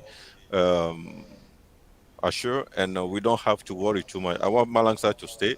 I want Rudiger to stay. I want Christensen to stay, and one more year for Aspi. If he's good enough, we give another year. And for me, Kunde has no business to come into Chelsea. I don't want him. I don't like him. And as good as he is, I don't think he's the right thing for the young team we have at this time. I don't want anybody with temper. Yeah, and you can answer to what we have already. That's the problem. You know, he can come. Chelsea could, you know, we can go and get him, and then everything if goes Tuchel wrong. wants him, that's it, man. But if you know, Tuchel with wants this him, sign temper him thing, it's not a good thing. Even Marina, she can't do anything about that. You know, you can't say she's going to find him or this and that, because that won't happen. Okay, so why are we linked with him if he's such a bad option? Because he wants to come here. That's not a good answer. That doesn't make any sense. We can't be linked to the player just because he wants to play for Chelsea. Why does with a lot of players? Let me finish. Let me just finish. Why is Chelsea so interested in this player? Why does Tuchel seem to be interested in signing him? If you know, it's such a bad option. If Tuchel wants him, I don't care. Like, my personal opinion is irrelevant at that point. If Tuchel sees him as a good option, I think we should go for him. And I think we should back Tuchel. Can I answer that question? I think what Nick was trying to say is we saw his true face since his transfer to Chelsea was denied. And when you see it, you know who he really is. That doesn't answer my question. I'm asking why Chelsea are so interested. Yeah, but that's what I'm trying to tell you, that they will review their position again. Because when they wanted to sign Kunde back then, and even when they said Zuma was leaving, I was against even Zuma leaving. If you all remember that. But I don't know who Kunde was. But then now, since his name was linked to our team, I keep looking at him. I keep watching him. Yeah, he had the presence. Yeah, but his temper is not good at all. I just don't like it. I think that guys will cost us the league over and over and over. We don't know. I haven't heard Tuchel say he wants him. Personally, he wants him. I haven't heard that. You know, he can't openly say what players they want. He can't name them. You know, it's But, like yeah. Has he said any players he wanted? Sometimes the manager makes some comments, But and you okay, know mention a player. He hasn't made that comment. Can you mention a player that Tuchel has doesn't name them mentioned that until he he wants to signs. sign? Tuchel has never mentioned a player he wants. He's never done that. So I don't know why you are saying you're expecting to say in a press conference who he wants. Saul. He didn't say he wanted after he Saul. came in, though, after the contract. He talked about Saul after he signed. Oh, come on. You guys play So politics Tuchel isn't going to talk about but you say just Tuchel respond never to what he's saying. mentioned any player that he said he wants. He He's never actually done says that. Saul. Oh God. No, He says Tuchel has Saul. he's never said we are looking at this specific player. We want to bring him in. He's never done that. Okay, So but why he said Saul, I've been looking at Saul, and it was a common decision. Was part of that he decision said to it bring after Saul he to Chelsea. signed? He didn't say it What is it? beforehand. Yeah, but He said that. Yeah, I remember him saying about Saul. But he That hasn't said was that before or anything about after? Kunde. Was that before or after Saul signed? even Before It we was. got him. No, it wasn't before. It was after. I need to find. You need to find it. It wasn't before you signed. But quick question, Boogie. Quick question. In regards to Rudiger, you want Rudiger to stay. Are you agreeing that we should give Rudiger, make Rudiger the highest paid defender in the league? I want Rudiger. If Rudiger asks for £300,000, I want Chelsea to pay Rudiger £300,000 just to quash your everything you come now. He's only asking for 200, so I don't care. If Rudiger wants 300, give him 300. He's not gonna be the highest paid in the team. Lukaku is 350, so I don't mind it at all. But I don't care what they give the players. It's not from our pocket. Don't forget. If they want to give the money, good luck to them. It's not from your pocket or mine. You didn't mention Aspi. You mentioned renewing Christensen's contracts. You mentioned I Rudiger. actually mentioned Aspi though. I mean, not when you were responding to the comments about the Christensen recent doesn't want to question. stay. He wants to go to Barcelona. If Christensen wants to leave, we have to just let him go. Let me put it this way: Did you hear Christensen say he want to go to Barcelona? He didn't say it. That's why I said if. Then we don't even go there. Christensen is also there's an option that we sign. He stay at Chelsea. I want to hang on to that chance. You want him to stay? I want Christensen to stay. Yeah, I want Christensen to stay because he showed me he has Chelsea value and he has that composure to play in the Premier League. It's best in my opinion, it's best we get rid of him now because he has lingering injuries that just carry over yearly. If you don't notice, year in year out, he has been injured for consecutive. This year, he has carried a couple injuries back to back now, and it's a problem for us. Yeah, we said the same thing about Rudiger 2 years ago. Remember, and now Rudiger is one of the best. He hasn't got injured yet. It's just a matter of letting the players get properly healed before they return to the game. But Chelsea, because we play too many competition, too many games, that leisure is not given to the player. So that's the only thing. And I'm pretty sure Christensen is a better defender for me, anyway, than Koundé. What I saw for Koundé, his temper is just not good for me. All right. I want to address this comment by Ern Jagger.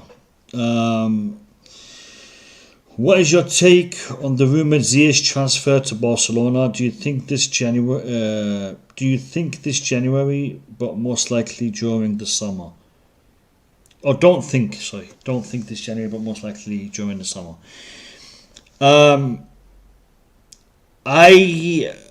don't think January we will see a transfer for Ziyech. There's been a couple of clubs linked with him, AC Milan, Dortmund, Barcelona. They are the clubs that have been linked with him.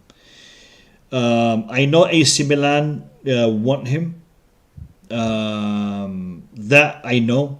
They wanted him last window. I personally would like to see Ziyech stay.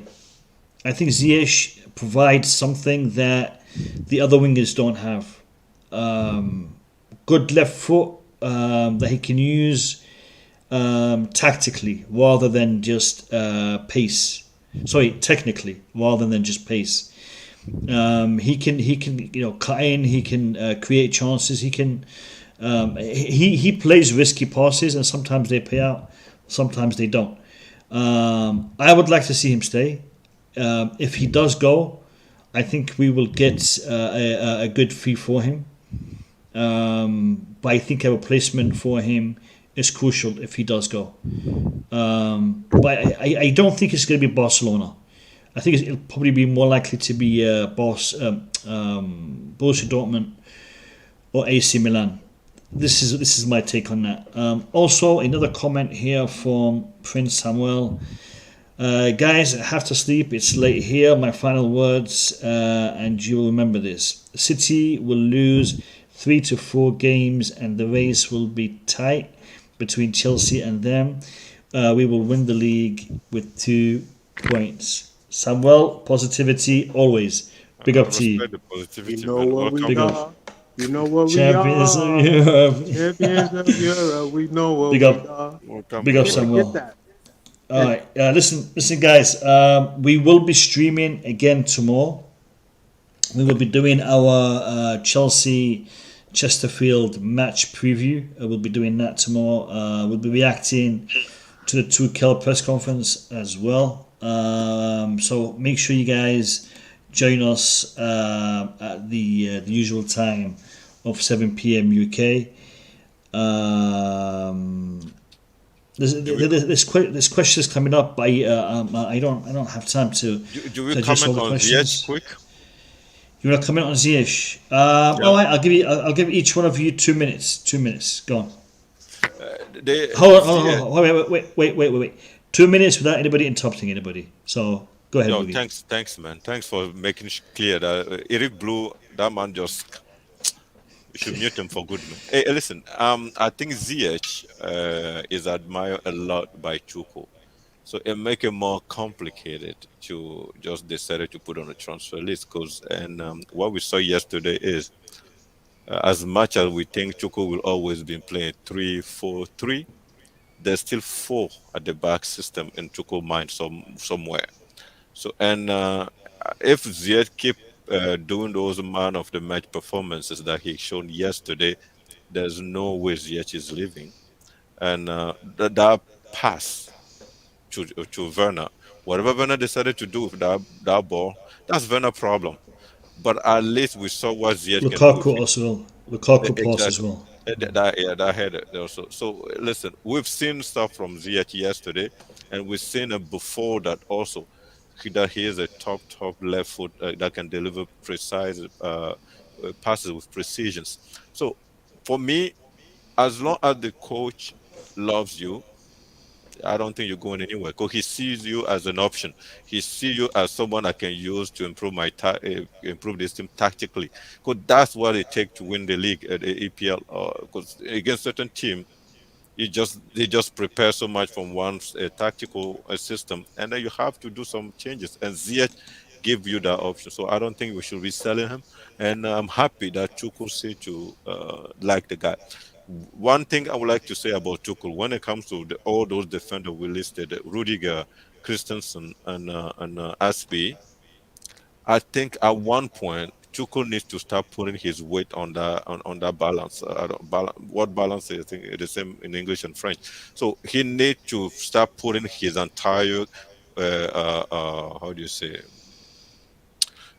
I don't know. It's not a threat. He doesn't have to threat the entire board, but he needs to start putting.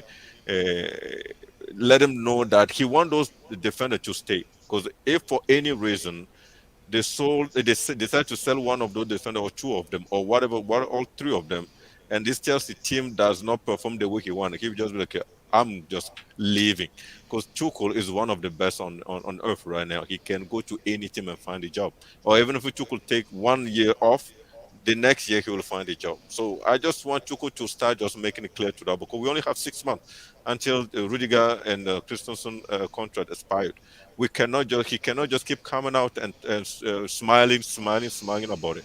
I want him to start putting his weight, his job on the balance, and say, listen, this is not even a joke anymore. Just sign the guy and we move on for those problems.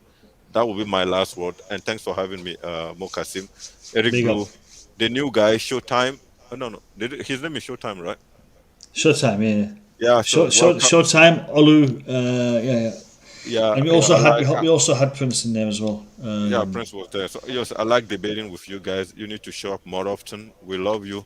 And Nick Blue, thanks for coming. You need to show up more often. And Eric, I said Nick Blue. No, Eric Blue. Eric Blue, you should not come anymore. Nick Blue, you should come more often. I love you. So I'll see you guys next time, man. Yeah, but thanks. Take care, Boogie. Yeah. All right, cheers, Boogie. Cheers. See you later. Have a good one, Boogie. All right, we'll go to Olu. Olu, give me your thoughts on the Ziyech thing. Oh yeah, like I said earlier, with regarding Hakim Ziyech, I was very critical about his performance, over the past 2 years. Over the last 18 months. I think he hasn't really delivered, but there's one thing I can say with Hakim Ziyech, his work rate, and you can see the quality in him is left foot. I think he's one player we have in our team that he does possess a bit of creativity, a little bit of spark with his left foot. He's more of a magician. So, and I was really impressed with his performance yesterday. And I think Tuchel likes him, but I think we will still need him in our team, to be honest. This is what we've been crying for, a better Hakim Ziyech. And I think it's good for Chelsea to still have him in our team and, help us with his attributes and, get to the very top we want to be and win trophies. And I think it's good for Chelsea to keep Hakim Ziyech for now. And I'm looking forward to the summer. We can decide if his performance is optimal and if he wants to stay and if the club wants him as well. But for January, I'll say we keep him. I think he's beginning to show his talent and his quality in our team. So, yeah, I'll keep him in our team. Big up, Ollie. Great man. Awesome. Thanks for coming on. Oh yeah, we'll see you. We'll see you in future streams, definitely. And just to say to you, Kazim, I saw a picture of him with Monster. It was a very good one. I guess. Yeah. The thing is this. Monster is a big lad, and I wasn't expecting him to be so big. Yeah. And then I'm like, "Hey, let's take a picture." And then he pushes his arm around my shoulder, and I'm like, "Dude, man, he's too big." It was a Great good guy. game. Yeah. Great guy. Yeah. Monster's a great guy. Big up to him. Big up to him. Yeah, like I said, I will also be much more available on your show. I will be coming much often, and we get to brainstorm and talk more about Chelsea Football Club. And I'm big ups to everyone, Eric Blow. Big ups to you as well. You always there, and you've been fantastic for the platform as well. And every other person, Nick and Showtime, have a good one, and hope to speak to you guys soon. Take care, Mo. Take care. Have a good night. Cheers. Cheers. Awesome, man. Bye. Thank you. Before I go to the next geezer, there's a comment here from Red. Mo, brother, you saw Ziyech live yesterday. What is your opinion? Thanks. Listen, Ziyech is in my opinion, fantastic player. Had his ups and downs. The position he was played yesterday was the right position for Hakim Ziyech, out wide. Hakim Ziyech hugging the byline, running up and down that byline. He did good. Even his defensive work was more concentrated because he knew where he had to be. When he plays centrally, when he has to track back, to cover the entire center or the left or the right part of the pitch. But when you're on the right hand side and all you have to do is focus on who's coming down that flank, he can press, and he did okay. He did okay when it came to defensive attributes. He's not known for that, defensive attributes. And in attack, he was fantastic. I think one of his best games under Tuchel. I think Ziyech played in this role well under Lampard, but with Tuchel, he hasn't really given him that role recently, and I think he fulfilled it very well. And again, watching him live, it's really good. And I saw Mason Mount do similar things on the other side. But yeah, he played well. He really played well.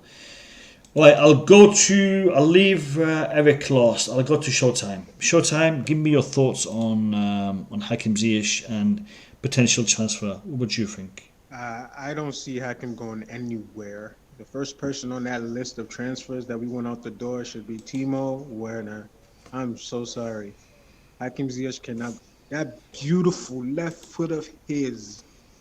That beautiful left foot. That pass that he sent into Lukaku and to Timo. Oh my goodness. Wow. And those chances that wasn't capitalized on. So I don't see him going anywhere. If you want somebody, Barca, call us. We'll tell you who to come get. Because we got a list of players that we want out. Barkley, you can take Barkley for free. Okay? Take Barkley and Warner together and you can go. Other than that, Hakim Ziyech shouldn't go anywhere. And I just want to say, I don't know how to say this, but Hakim Ziyech is special. There's not many people that can do that with a left leg like that. He has his injuries, he has his ups and downs, but he still manages to come out and perform. It's not like he's just sitting back behind closed doors. He's still coming back performing. And it took him some time to adjust to a new league, but he's coming in and adjusting and banging in goals consistently. He's a consistent player for us. So if we can use him and he can and Tuchel, like you're right, Tuchel loves him, yeah. Tuchel loves him. So I'm happy. And before I hop off here, I just want to say, in Chelsea we trust, champions of Europe, we know what we are.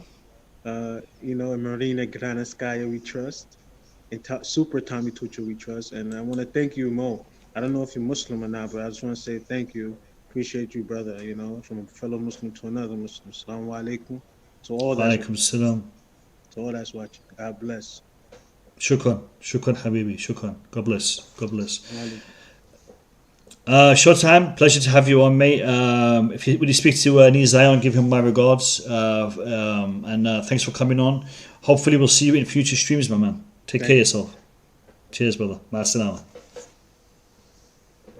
All right, we'll go to Nick Blue. Nick Blue, what's your thoughts on Ziyech? Yeah, it's a mixed thoughts. I like him a lot as a player. Especially before we bought him. When he was at Ajax, I thought he was, a lot better. I thought when he was coming, I was so excited getting someone who can cross the ball, someone who can score, but he's yesterday he had a good game. I want to see more games like that, that's all. He doesn't do it all the time. He had a few stinkers in the past with us. He needs to, I don't know he has to get he has to get more used to this league, I think. But he is a great player. I love him as a player. I just want to see him do what he was doing with Ajax, scoring goals like he did against us. If you remember. Yeah, that free kick, man. Well. Yeah, unbelievable. We want to see more of that. That's all. Yeah. Big up. Yeah, no, definitely Hakim Ziyech. I liked what he did yesterday, and I think if Tuchel wants to utilize him, he knows where to play him now. So we'll see what happens in the future. I think he will get better with Tuchel as well. And for me, it was man of the match yesterday. It was close with Saul, but I think for me he was, because he done everything I wanted him to do, and apart from scoring, that would have been a bonus. But and you know what? He's got a worldie in him. You can expect it from him. So exactly, that's what we want to see more. A bit more of that. Yeah. All right, Nick. Thanks for coming on. I'll be doing my match preview tomorrow, so I'll be DMing you for that. Try your best to get them lineups sorted out, man. Try your best on that. I've never done that before. I know what you mean. We sort it out. All right.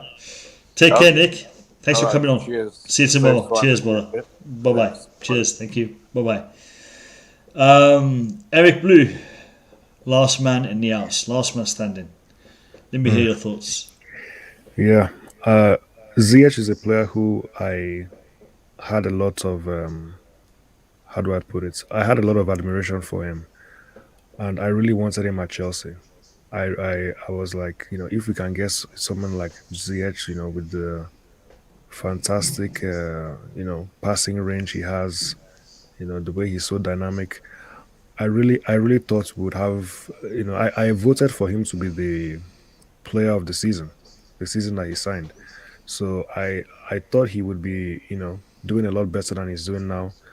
And unfortunately, even though he's improved from what he's been showing, before now, and yes, obviously he's had setbacks that he's either gotten injured or something else, just maybe COVID, or he has had many setbacks. But even with the form he's showing now, he's not what I thought we would get. I was expecting a lot more. So it's still a very sad situation for me personally, but I'm hoping that we can see more from him. But it's just interesting to me because you keep mentioning how you think his best position is as a winger, or cutting in from the right, I'm assuming. It's interesting because I think we saw that under Lampard, and it's probably because of the way Lampard used him, but it didn't really work. He was very predictable for defenders, and he wasn't very effective. So I was just wondering what you think about that, and how maybe Tuchel can do. Yeah, I think. See, Lampard played two formations predominantly. He played the 4-1-2-3 formation with the 1-6 and 2 number 8s and 3 attackers, and he played the 4-2-3-1 formation with 2 holding midfielders, 3 attackers behind the striker. I think Ziyech played better in that formation rather than the traditional 4-3-3.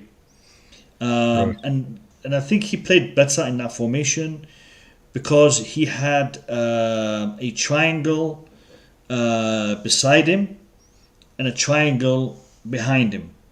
And the triangle beside him, normally it was Ziyech, Havertz, Jorginho, or Kante. Okay, that was the triangle next to him. So he had Havertz to his left, then he had Kante just behind him in the center of the park. So that formation suited him because you had that triangle. He was able to cut in and do the shooting, the crossing. He also, with that formation, had Reece James behind him. So he had another triangle: him, Kante, and Reece James, and that was the triangle that he used when he was going back. So moving back, he had Kante, Reece James behind him. Going forward, he had Kante and Havertz next to him. So that worked really good for him in attack and in defense. He was less productive in the 4-3-3, where he only had where he was playing directly with the striker and the defender and the holding midfielder. He didn't have the extra layer. Yeah. So with that formation, he had an extra layer. Yesterday, it was more towards the traditional 4-3-3 because he actually had he was more of a 4-4-2 formation or 4-5-1 formation. So he was out wide. He had cover behind him and he had cover next to him. So he did okay. He did better. Sorry, in that formation than he has done with the five at the back formation. I think Tuchel can find a better system to use Ziyech. Ziyech can play multiple positions, multiple systems, but I found him to be better utilized when he's literally hugging the byline and cutting in. He has the technical ability to do that. He doesn't have the pace to sprint up and down that byline, but he has the technique to get past players and either to cross it in or to shoot. Yeah, that's correct. And Ziyech still has a lot more to offer. He does. I don't think he's going anytime soon. I hope he stays a little bit longer. Hopefully he won't get sold in the summer, but we'll have to wait and see. But just to conclude, I want to talk about Koundé. Because Koundé is not even somebody who I was interested in. He sounds good. I think he's a good player, and if Tuchel wants him, that's the most important thing for me. And I was just upset that it seemed like we were getting very focused, which is understandable, but we're getting very focused on him being a rash player, him being a player that's can cost his team by getting sent off and things like that. And it makes complete sense. I was even, I was very aware of that. I saw the red card he considered, in his national, that match he played for France, and obviously the throwing the ball, that's not good. But I don't think it's such a major issue that we shouldn't be considering him. That was my main thing with the signing of Koundé. So I don't think we should be so focused on him being a rash player. Okay, for example, someone like Sergio Ramos, people consider him one of the greatest ever defenders, but he has so many red cards, and obviously I understand that that's something that is bad, and I don't consider him one of the greats because of it, but a lot of people do, despite the red cards he has. And you even see some circumstances where it almost looks like he intentionally, does things or injures players and then gets himself sent off. So I just wanted to know, what people thought about, maybe Boogeyman himself. I didn't really get a chance to ask him what he thinks about players like that, or maybe even you. What do you think? Yeah, I mean, I think Sergio Ramos is one of the best defenders that I've seen play.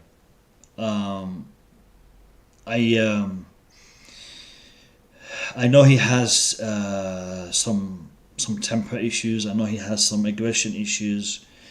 But he reminds me of the old school centre backs. I'm going to mention two because yes, they were rival players, but I really think that, they were the proper old school centre backs. Martin Keown, and Tony Adams. As an attacker, when you see Martin Keown and Tony Adams, that in itself scares you. You get scared, trying to score a goal with Martin Keown and Tony Adams in defence. And Ramos has that air about him. He has that fear factor.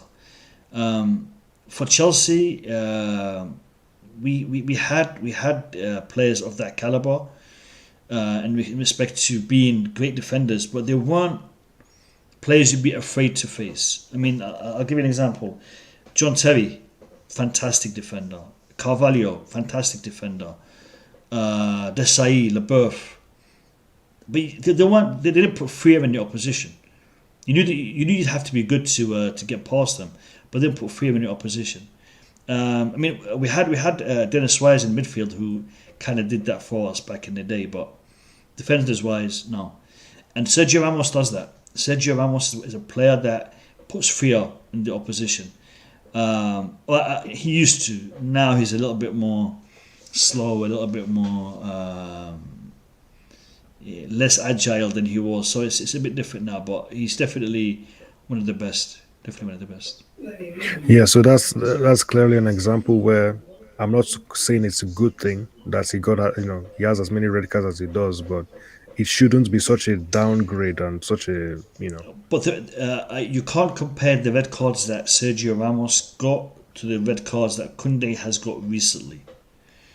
Sergio Ramos is he would get a red card, but he'd get it if there was such a time at the right time. He would be sent off that pitch, but he would do it in a way where it would have a positive impact on the team. As in, he would put. I mean, I'm generalizing here. Like I said, there is no good red cards, but it's he would do it to stop a goal. He would do it to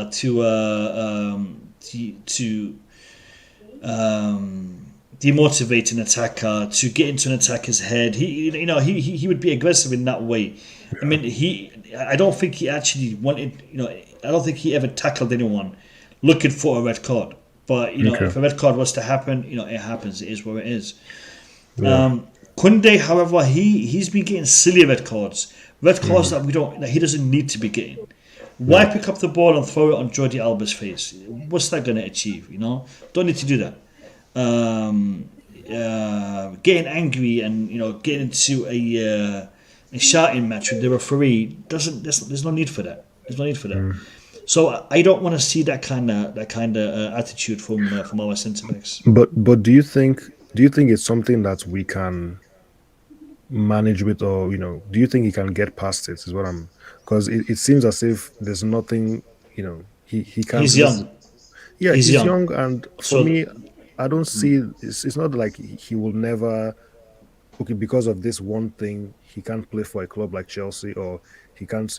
I'm not sure that's fair on him, but maybe I'm wrong. I think he's young, and I think he's able to address these things. Yeah. He's able to address these things. Eric, tomorrow I want to see you in my predicted or in my preview for Chelsea Chesterfield. So if you've got time, please jump on. I'll be sending the links for all the lineup predictors. So hopefully we'll see you tomorrow evening. Yes, hopefully. I think I should be on. Yes. All right. Great stream once again, and look forward to seeing you tomorrow. Yeah. Take care, Eric. Thank you very much. Have a good night, brother. Have a good night. Care. You too. Cheers, brother. Cheers. All right. So Joseph, hi Mo, my brother. I'm looking forward I'm looking forward on how I can talk to you on WhatsApp, and I think you can assist. Joseph, I interact with people here on the stream. So you can either get in touch with me via Twitter as at the Blue Lounge, M Kasim at the Blue Lounge. You can get in touch with me on Twitter. I don't interact on WhatsApp, so just DM me on Twitter and we can have a chat about anything that's on your mind. In regards to the stream, did we hit 100 likes? Yes, we did. 116 likes. Thank you all for liking the stream. Guys, we're on the road to 10k subscribers. We are currently 9,050 subscribers strong. So if you haven't subscribed, takes a second, and it means a lot. I want to get to 10k as soon as possible, so we can start our journey to 50. I can do it. Your support and your help. So if you haven't subscribed yet and you're watching the stream, do us a favor, hit that subscribe button, and make sure you hit the like button before you leave. I will see you all tomorrow evening for the Chelsea Chesterfield match review. Take care of yourselves, people. Have a good night and peace.